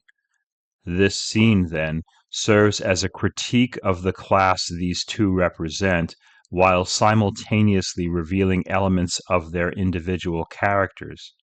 Erich Auerbach, in Mimesis, his classic text on literary realism, explains Balzac's method. He not only places the human beings whose destiny he is seriously relating in their precisely defined historical and social setting, but also conceives this connection as a necessary one. To him, every milieu becomes a moral and physical atmosphere, which impregnates the landscape, the dwelling, furniture, implements, clothing, physique, character, surroundings, ideas, activities, and fates of men. And at the same time, the general historical situation reappears as a total atmosphere which envelops all its several milieux. He did this best and most truthfully for the circle of the middle and lower Parisian bourgeoisie. In this scene, Balzac emphasizes the couple's failed, and as he sees it, their somewhat pitiful attempt to signal to others and to themselves that they are of a higher class than, or at least that they possess a sensibility superior to, their economic status, by adopting what he labels the deceptive appearance of pseudo-luxury. Thus their plaster statuettes imitating Florentine bronzes, and their porcelain flower baskets on expensive stands. In addition, for Balzac, the fact that these possessions are contemporary, a clock of the style fashionable at the time, and knickknacks in accordance with the styles and fancies of the day, is itself evidence of their cheapness and vulgarity, since virtually all products of this burgeoning consumer culture lack artistry and soul. More than a sign of middle-class tastelessness and socioeconomic aspiration, these items to Balzac are evidence of the precipitous decline of French culture. They're also clues about character. Like a detective, or as he writes, a doctor of social science, the narrator reads this apartment, finding evidence that Monsieur Marneffes is physically weak, and that this weakness is due to his dissolute lifestyle, and that Madame Marneffes has acquired fine jewelry through infidelities. Both husband and wife, in other words, are entrapped by money and marriage, and seek solace elsewhere, one through purchasing sexual pleasures, the other through selling sexual favors. Baron Hulot, too, has been purchasing sexual pleasures, but Josepha, having drained his finances, has left him for a sweeter sugar daddy, the Duc d'Irville, who has given her a pretty modern house with double doors where everything proclaims luxury. He has purchased this house with profits gained from financial speculation. Only the great lords of the old family, she explains, can change coal into gold like that. Here we see the tasteful and expensive display of the wealthy nobility, the ancien regime, dazzled, dumbfounded by this drawing-room whose windows looked onto an enchanting garden, one of those gardens with soil specially brought in and transplanted flowers. Baron Hulot admired not only the studied elegance, the gilding, the very expensive carving in the so-called Pompadour style, the marvelous fabrics, but even more those things that only princes have the discrimination to select, find, pay for, and give away. Paintings by Watteau, Van Dyck, Rembrandt, Holbein, Titian, and others. This display, with its Renaissance paintings and its style à la Madame Pompadour, Louis XV's mistress, conveys old money and an old title, and hence, for Balzac, something genuine and beautiful. In this elevated setting, Josepha addresses Hulot, asking impudently, "Well, now you understand, old boy, how stupid explanations are. Look, have you got the 600,000 francs that the house and furniture cost?" and she dismisses him by saying he should thank her since he'll no longer be squandering his wife's future and his daughter's dowry. She concludes by letting him know that he can pick up his things at her previous residence: your cotton nightcap, your bootjack, your corset, and your mustache wax. This rejection by his lover, and probably more painful for Hulot, this rejection of his inferior status, upsets him to the point of tears. And so he went home striding along like a madman, talking to himself. When his wife greets him, rather than hiding his distress, he complains of the infamous way he's been treated by his mistress. And rather than criticizing his selfish and destructive infidelity, Madame Hulot consoles him, assuring her husband that if he possessed the fortune of the Duke, he'd have retained possession of Josepha. She also offers him some gentle advice. If you must have mistresses, why don't you take inexpensive women? We'd all benefit. Now, seeing her as superior to his mistress, Baron Hulot compliments his wife and decides to spend a rare night playing cards with his family, telling her, I must apply myself to my job as a family man, arrange a marriage for Hortense, and bury the libertine. The very next day, though, the libertine is resurrected when he again encounters Valerie Marneffes outside her apartment. He had been accompanied by his daughter Hortense, who has gone off ostensibly to browse for antiques, but actually to seek out Steinbock. Pretty woman, Hulot exclaims, one for whom a man would commit many follies. Valerie replies that rather than commit follies, he should promote her husband, and she then departs, Baron Hulot studying the swaying movement of her dress, to which she gave perhaps an exaggerated gracefulness, and wondering where she's coming from so early.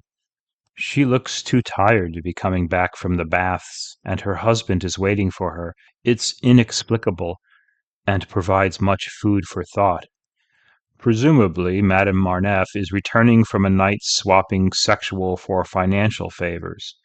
An additional exchange seems to be tacitly offered here, signaled by the exaggerated gracefulness of Valerie Marneffes' hips, her sexual favors for her husband's promotion.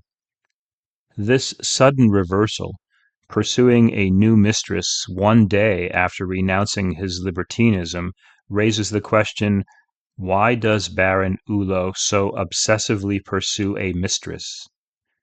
The obvious answer, for sexual pleasure, is insufficient, for if that's all he sought, he could visit one of the plentiful Parisian brothels. These were licensed, their prostitutes registered, and required to undergo weekly medical exams. But relations with prostitutes for Hulot would have been too low class and too overt a commercial transaction, and these women would not hold the allure of a prominent singer or actress desired by other upper-class males. In his 1836 study of Paris's prostitutes, the pioneering physician and hygienist Alexandre Parent Duchâtelet found that almost all Parisian prostitutes were young working-class women, typically illiterate, who had been driven into prostitution by their economic circumstances. Sleeping with such a woman, which required no competition, no seduction, no possession, no public display, simply would not satisfy Hulot's vanity.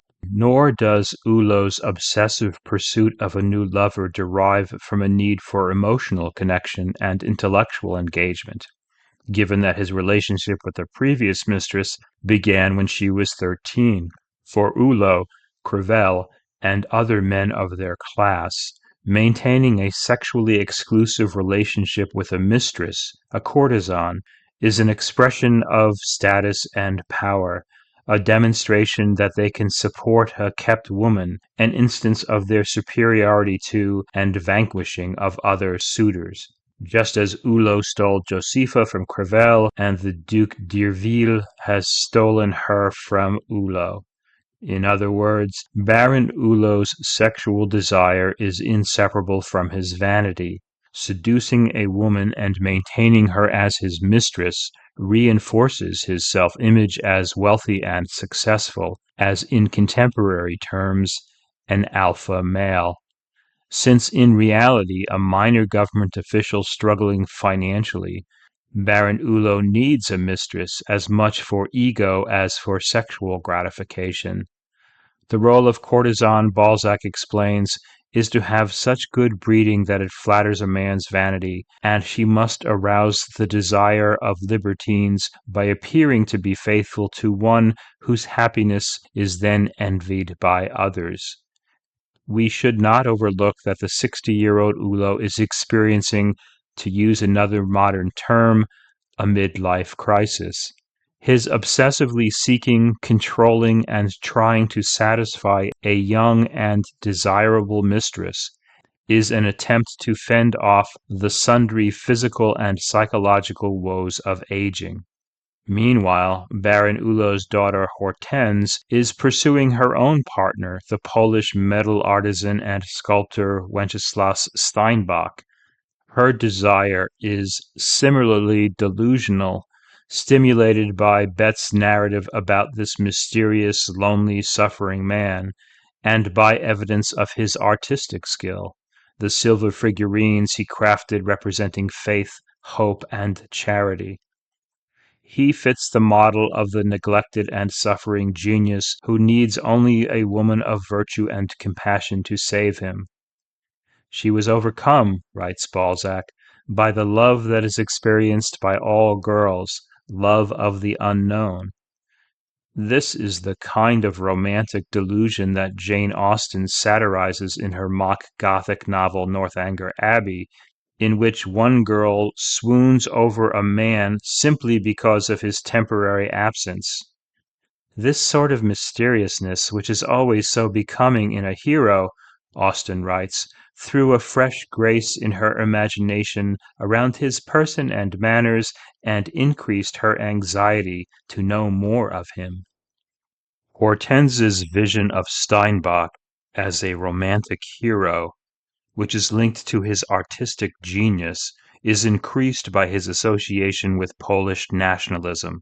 The cause of Poland, notes William Fortescue, senior lecturer in history at the University of Kent, became a moral crusade embracing radical Republicans and conservative Catholics.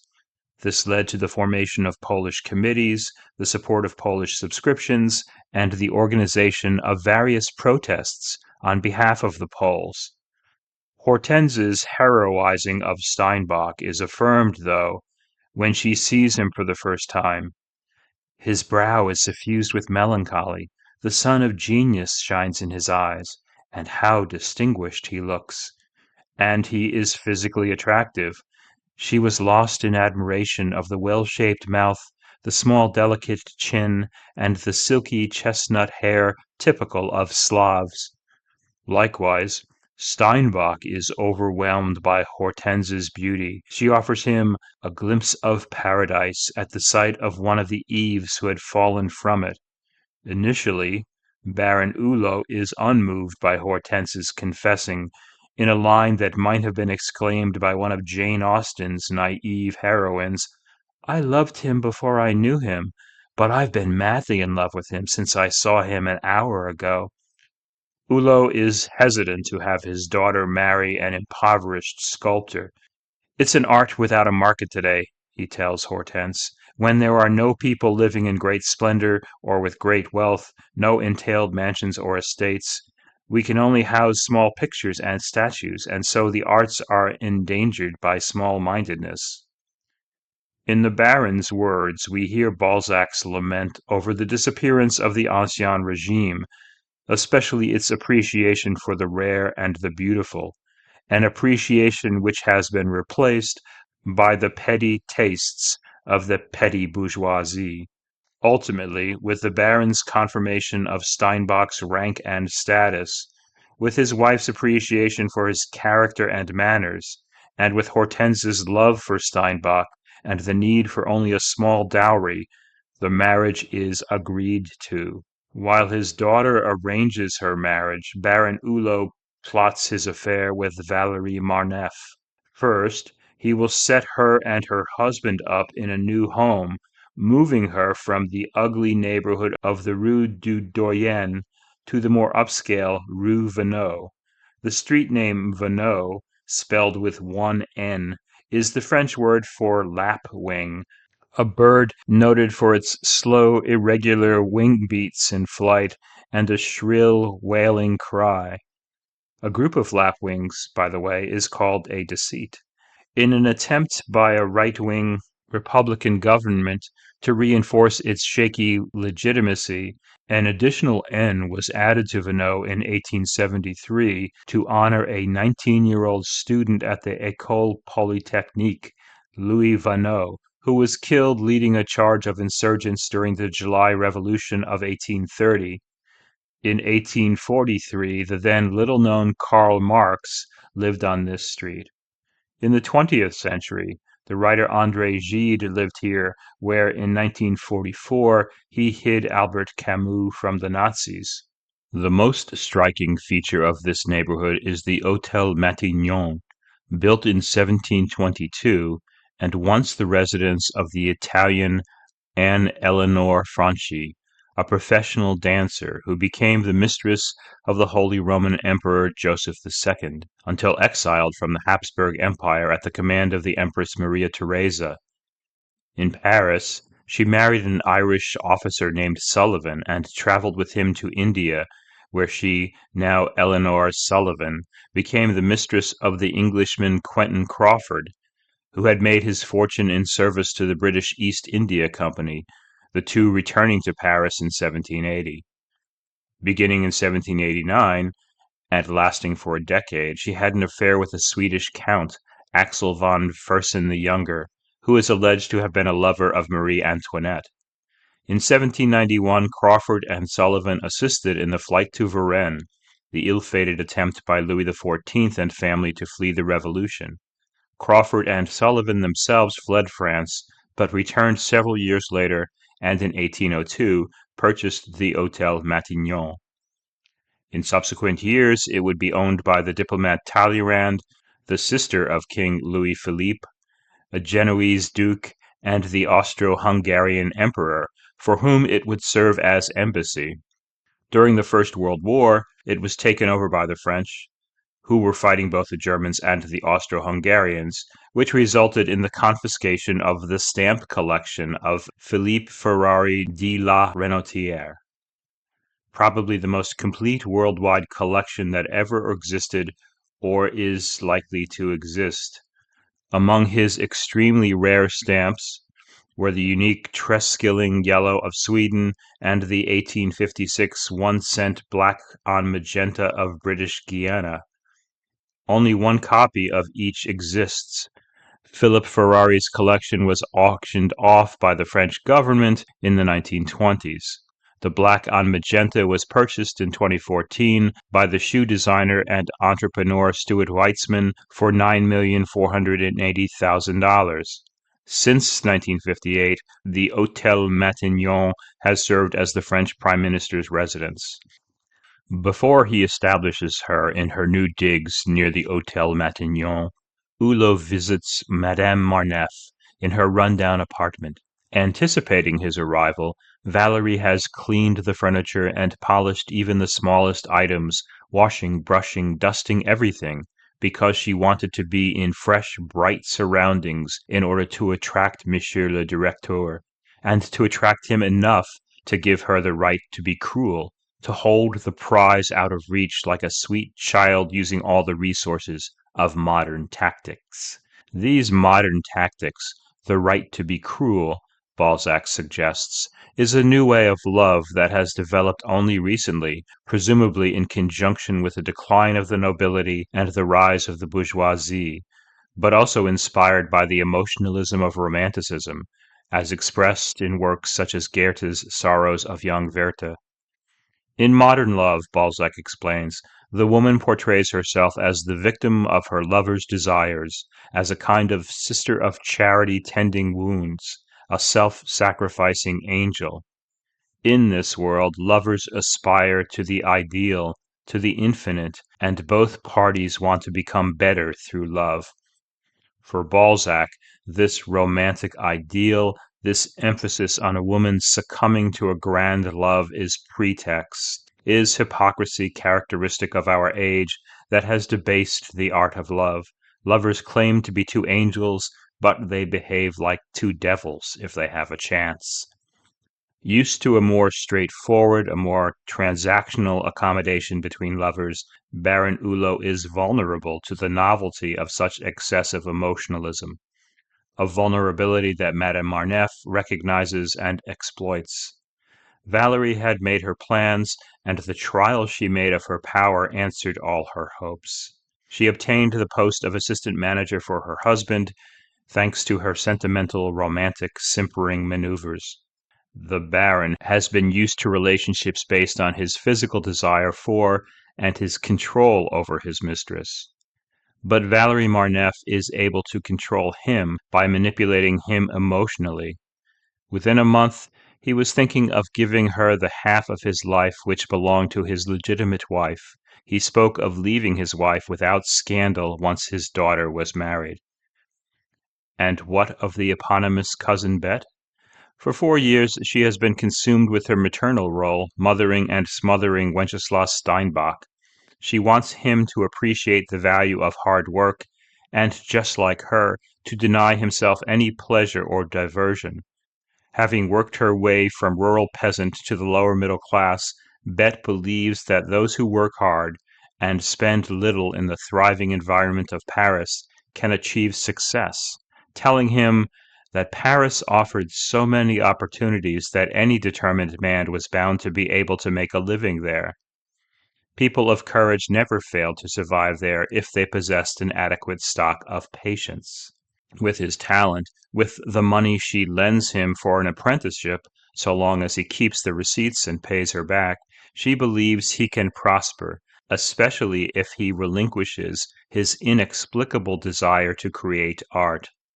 Another possible obstacle to his becoming prosperous are his Polish roots, since, although they are courageous on the battlefield, Slavs, Balzac claims in one of the novel's several assertions about innate national and ethnic traits, have a moral flabbiness whose causes ought to be studied by physiologists.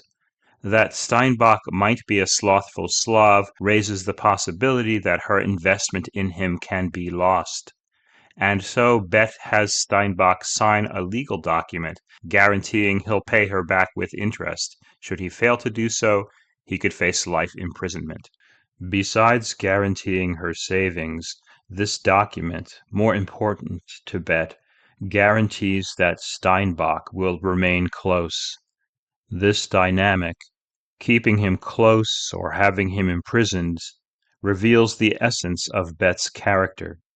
Scarred by her parents' transfer of affection to Adeline, restricted by her ugliness, pained by her lack of a companion, she craves for this human connection. However, her desperation destroys their relationship, changing it from one of benevolence and gratitude to one of demand and grievance. Bette holds the threat of punishment over him, requiring him to live humbly and work diligently. This readiness to punish Steinbock should he default on his ties to her is evidence both of her cruelty and her vulnerability. Should he leave her, Bette will replace the pain of abandonment with the pleasure of revenge. Her treatment of him has been shaped by her powerlessness as an abandoned daughter, a lower-class worker, an unmarried woman. Because she has been powerless, in other words, she loves to dominate, and the unequal terms of this relationship give her a rare opportunity to do so. She could satisfy her pride and her need for action, Balzac writes, with a human being all to herself, to scold, to guide, to flatter, to make happy, without any fear of a rival. She watched over him with a mother's tenderness, a wife's jealousy, and a dragon's skill. But in enslaving the Slav, she has herself become trapped by her fierce jealousy and the happiness of having a man. Simultaneously, she desires him and wishes to destroy him. She cherished the crazy hope of making this inconsequential, aimless life last forever, while at the same time avenging herself on the young man for the fact that she was neither young, nor rich, nor beautiful. Her avenging self is inspired by the recognition that life with Steinbock cannot last. Thus, while she savors their impoverished and cloistered life, she foresees that the slightest love affair would snatch her slave from her. But her need to confine and control him, and thereby to protect herself, have, predictably, the opposite effect. They drive him into the arms of Hortense Hulot. It's this aspect of Cousin Bet, this psychological complexity, and her instinctual self-preservation, and her compulsive self-destruction, her inability to control her need to control, that makes her such a memorable character, and that gives the narrative its fatalistic force. This force builds through the unlikely relationship that develops between the beautiful young Valerie Marneffes and the middle-aged spinster Bette, more specifically through Baron Hulot's encouraging Bette to befriend Madame Marneffes so that he could have a spy in her household, and to Madame Marneffes wanting to be informed about the Hulot family to retain her power over the Baron. And so the two will conspire together, which begins with Valerie revealing that Steinbock is to marry Hortense. Bette explodes in rage at this news and its painful reminder of her past, protesting to Valerie, "My soul has been wounded. You don't know that ever since I was old enough to feel, I've been sacrificed to Adeline. They smacked me and caressed her. I was dressed like a scullery maid, and she was attired like a lady. I used to dig in the garden and peel the vegetables, and she never lifted a finger except to arrange her finery." She goes on, "Adeline is robbing me of my happiness. Adeline, Adeline, I'll see you in the mud, fallen lower than I am. I'd like to grind the lot of them, Adeline, her daughter, and the Baron, all to dust." After hearing Bette's confession about her strange motherly desire for Steinbock, Valerie opens up about her own life. Balzac has already told us that she was the daughter of a lieutenant general who had been awarded the title of count. With a dowry of 20,000 francs, she had married a minor official of the war ministry, whose career had advanced due to her father's influence, until, writes Balzac, this pen-pusher had reached the unhoped-for position of head clerk in his office. But on the point of being made assistant manager, her father died, dashing the couple's hopes and trapping them in a life of penury and overwhelming debt. Just like today, a government job was seen as providing a reliable, if modest, income. Government employment, Pinckney writes, had the appeal of conferring a measure of security, and many from the middle class sought it as a refuge against the threat of proletarianization. Such jobs, though, offered security without prosperity.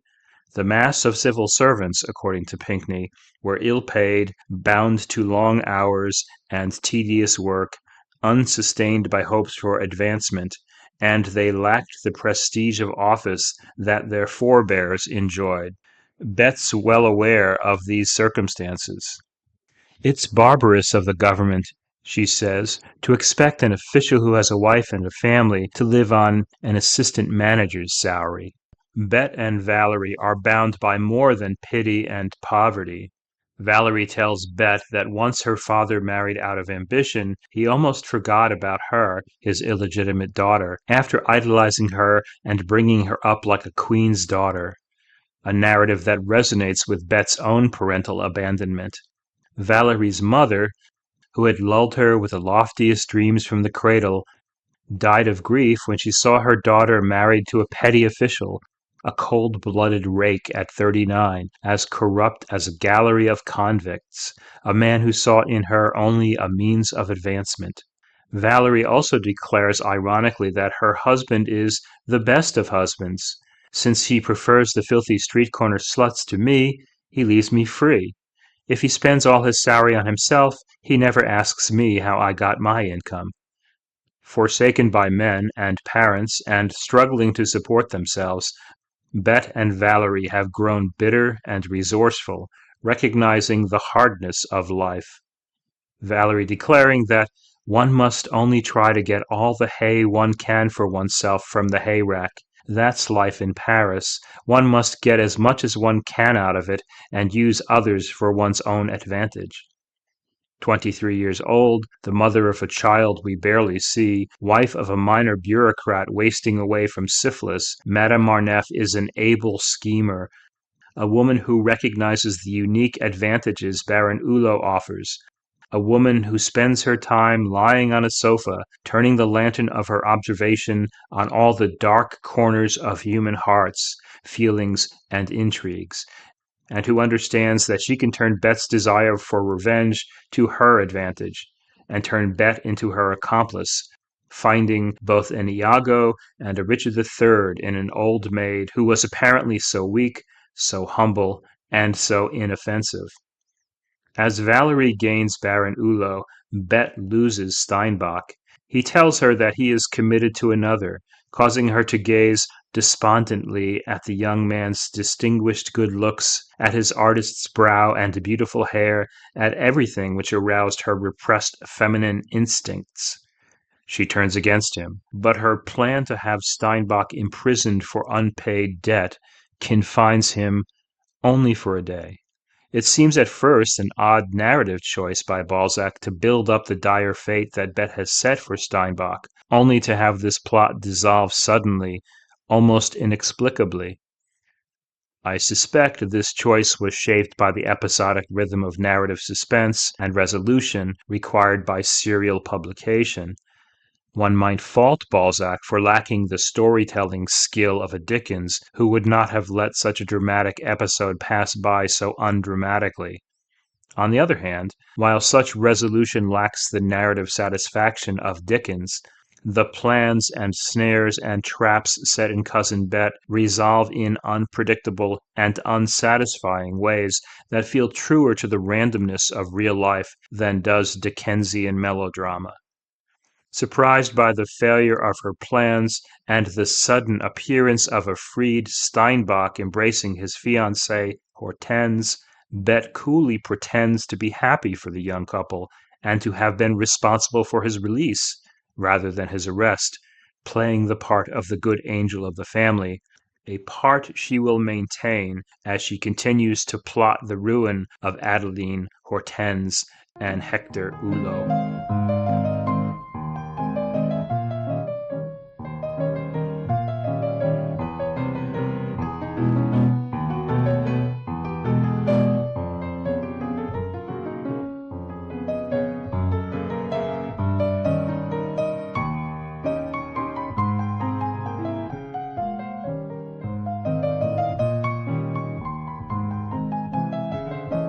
Between the money he spent on Josepha, the money he is spending on Valerie Marneffes, the dowry he must provide for his daughter, and the maintenance of his lifestyle, Baron Hulot has come close to bankruptcy, and has been forced to take out loans and cash advances, and has had Adeline and Bette's uncle Johann Fischer sell his grain and forage business to a war ministry clerk for 40,000 francs. Fischer, who had been wounded fighting for the French Republic against an army of Austrians, Bavarians, Hessians, and Prussians during the 1793 Battle of Wissembourg, which 60 years later would be the site of the first battle of the Franco-Prussian War, and who adored Napoleon and everything connected with the Grande Armée, uncritically admires Hulot, an official in the War Ministry,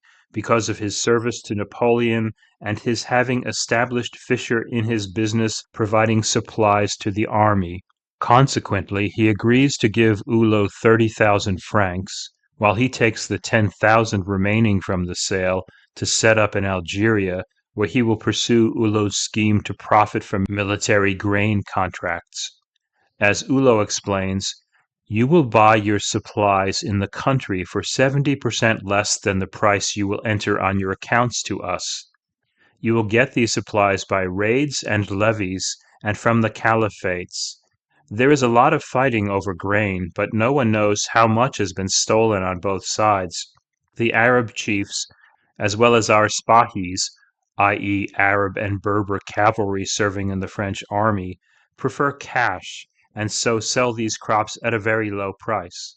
But the army administration has fixed requirements, so it sanctions purchases at exorbitant prices. That's Algeria from the army contractor's point of view. It's chaos modified by the scribblings of every new administration. The struggle between France and Algeria began in 1827 when, during a dispute over payment for grain supplies, the Algerian governor hit the French consul with a jeweled fly swatter, the so-called fly whisk incident, leading to a French naval blockade and declaration of war.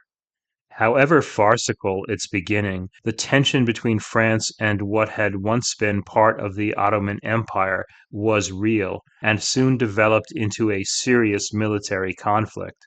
The French invaded Algeria in 1830 in what historians view as a desperate attempt by King Charles X to gain public support and retain his crown.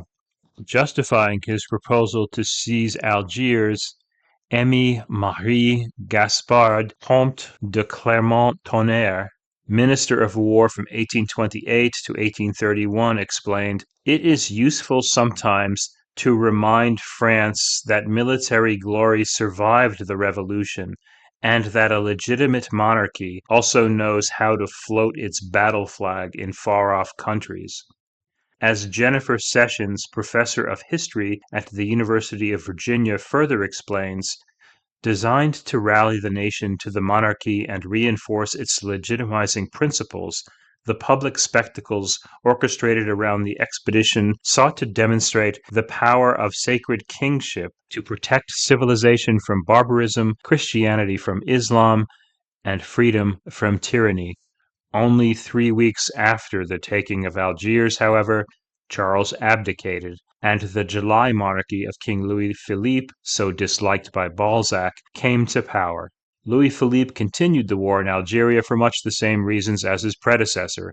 According to Benjamin Claude Bauer, history professor at UT Austin, having come to power on the barricades, Louis Philippe faced troubling questions about his legitimacy, and foreign conquest offered him a valuable tool to consolidate power. Algeria provided the luster of imperial conquest necessary for his family to hold on to the throne.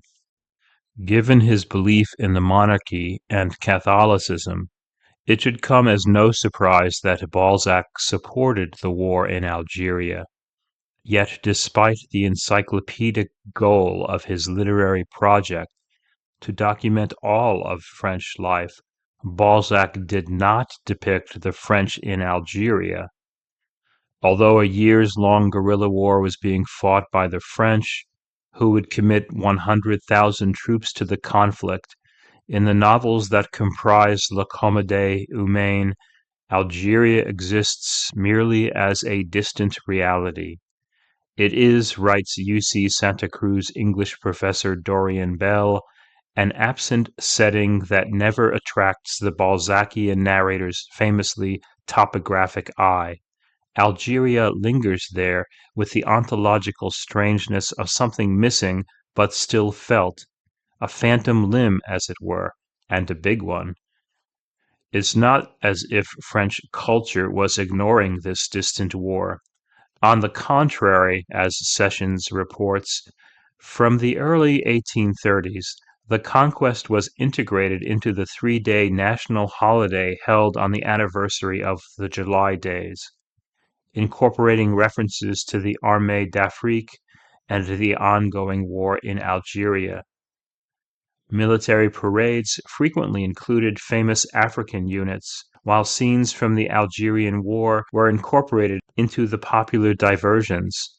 Costumed Bedouins performed for Parisian festival goers as early as 1831, and in the 1840s, scenes set in Algeria were featured among the military pantomimes presented on temporary stages erected around the city to entertain the populace.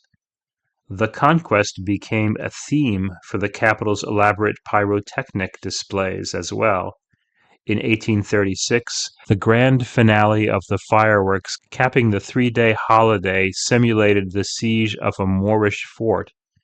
In the 1840s, public burnings were illuminated with Oriental or Moorish arches, and even in 1845 emblazoned with colored lights.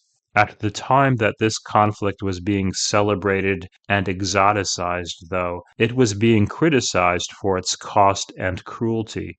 According to Sessions, as the occupation grew, liberal lawmakers objected to its financial costs, while parliamentarians, journalists, and citizens of varied political stripes questioned the extreme violence that characterized anti-guerrilla warfare in North Africa. The cruelty of the war could be seen in its initial stages, when, soon after the fall of Algiers in 1830, French soldiers took part in what Bauer calls the brutal sack of Blida, which saw pell-mell executions of people assembled as prisoners, including firing squads and sabering and bayoneting of those who survived. The improvised slaughter dragged on for more than 6 hours. French troops descended on one neighborhood and killed everyone. 800 Blidians were slaughtered as recompense for the 21 French soldiers killed in action that day. A French army publication concluded that this unfortunate town can be considered no longer to exist. Scenes of such barbarity occurred throughout the war. In 1845, just a year before Balzac began Cousin Bette, a French army, having trapped a rebellious Arab tribe, set fires to smoke them out of their mountain caves. William Gallois, history professor at the University of Exeter, describes the result. What those soldiers who advanced found in the cave were around 600 villagers. Almost all of them appeared to be dead, but after dragging the bodies from the smoky caves into clearer air, it became clear that perhaps 50 or 100 of the tribe had survived, able now to make peace with the French army. This gassing in caves was a tactic of irregular warfare employed by the French on several occasions during the Algerian campaign. Yet in Cousin Bette, while the remote Napoleonic wars linger, the ongoing Algerian war is absent, but for the war profiteering opportunity it offers Baron Hulot. Admittedly, the war provided many opportunities for profiteering. In 1840 alone, Algeria cost the War Ministry 58 million francs, and between 1831 and 1840, 305 million francs. Other than its corruption, Balzac only briefly and in passing refers to the war. Hulot's brother, the Marshal, comments that Hulot is overwhelmed with work because of the Algerian situation. And as noted earlier, Hulot tells his brother-in-law they can profit by raids and levies, and there is a lot of fighting over grain. Bauer provides the context that Balzac passes over. The purpose of such raids was to break the rural economy and consequently the capacity of people to resist. French troops burned crops, emptied silos, stole herds, and cut down fruit and olive trees, thereby ensuring economic ruin. Terror became the army's most important weapon. Kidnapping, summary executions, outright murder, torture, and sexual assaults produced the sense of terrible fear that commanders thought would destroy existing social bonds and result in a docile population. In Cousin Bette, however, there's no indication of the military's use of terror, no explanation of what raids consisted of. Likewise, the vague reference to a lot of fighting occurring over grain ignores the French strategy of confiscating and destroying grain and other crops as part of a strategy to destroy the region's social infrastructure. Why does none of this background appear in the novel? Especially given that, as Michael Tilby argues, the lives and fortunes of individuals and families in La Comédie Humaine are profoundly rooted in the socio-political realities of the precise moment at which they are observed. One could argue that shifting attention to Algeria might lessen the novel's thematic focus on bourgeois materialism and its impact on the family and the larger society. Yet Balzac includes several references to the war for Polish independence. It's odd that while working for the War Ministry, Baron Hulot makes no mention of this war other than his scheme to profit from it.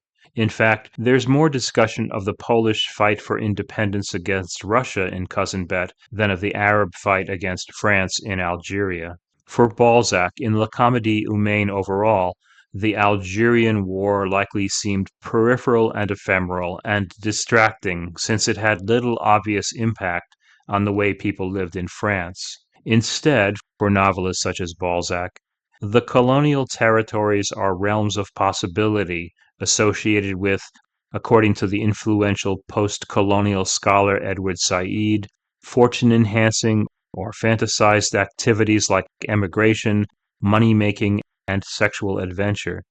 In other words, like most 19th century novelists, Balzac seems incapable of, in Said's words, regarding imperial concerns as constitutively significant to the culture of the modern West. And yet, Said finds one of the quiet themes running through French fiction from Balzac to the end of the century is precisely this abuse of Algeria and the scandals deriving from shady financial schemes operated by unscrupulous individuals for whom the openness of the place permitted nearly every conceivable thing to be done if profit could be promised or expected. Another possible explanation for the absence of details, or even of any discussion about French occupation of Algeria, especially from an upper-level administrator in the War Ministry such as Hulot, is that it demonstrates his moral corruption. He is interested only in his own pleasures and his financial well-being.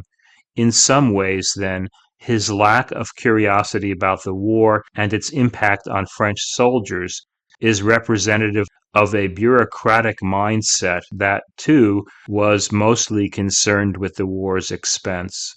During the period covered by the novel, approximately 50,000 French soldiers died in Algeria.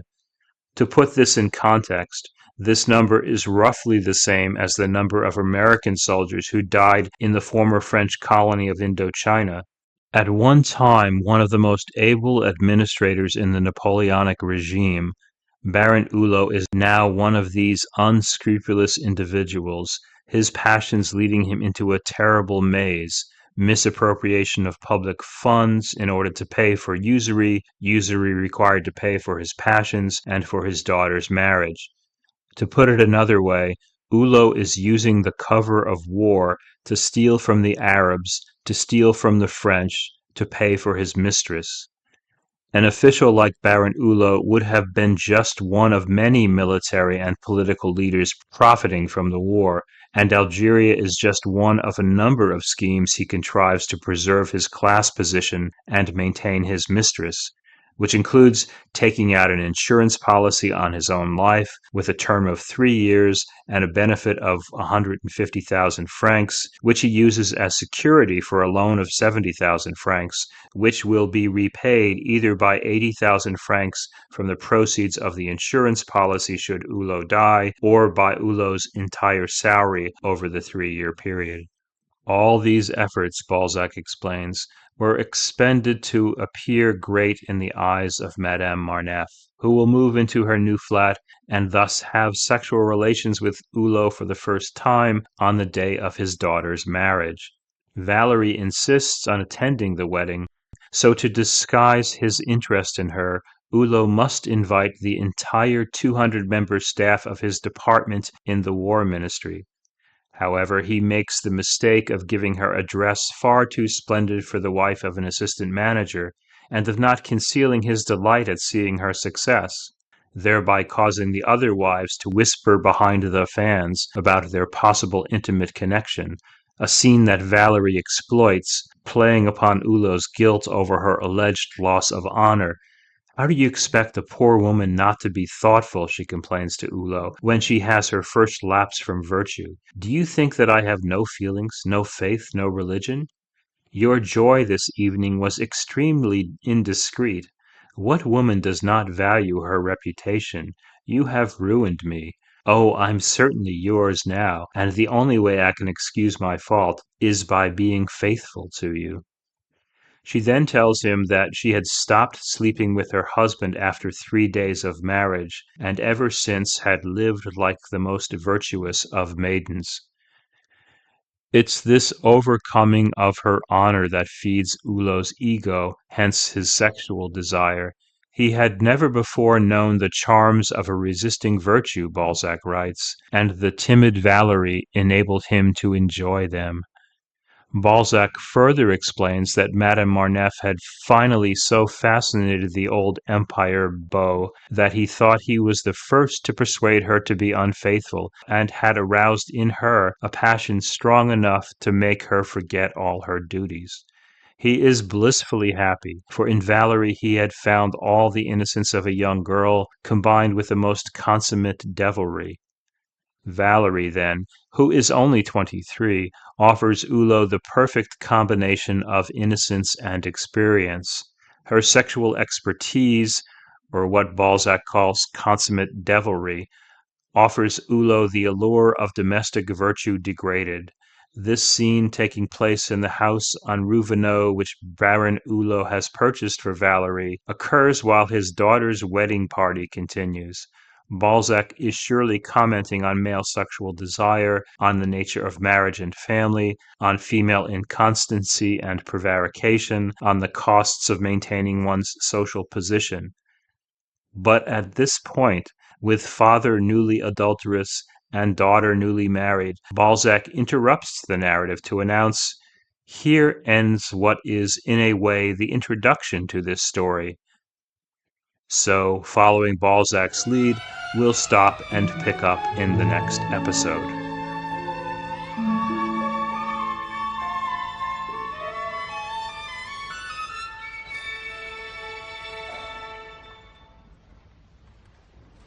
For a transcript of this episode, along with the bibliography and other materials, please go to 19thCenturyNovel.podbean.com.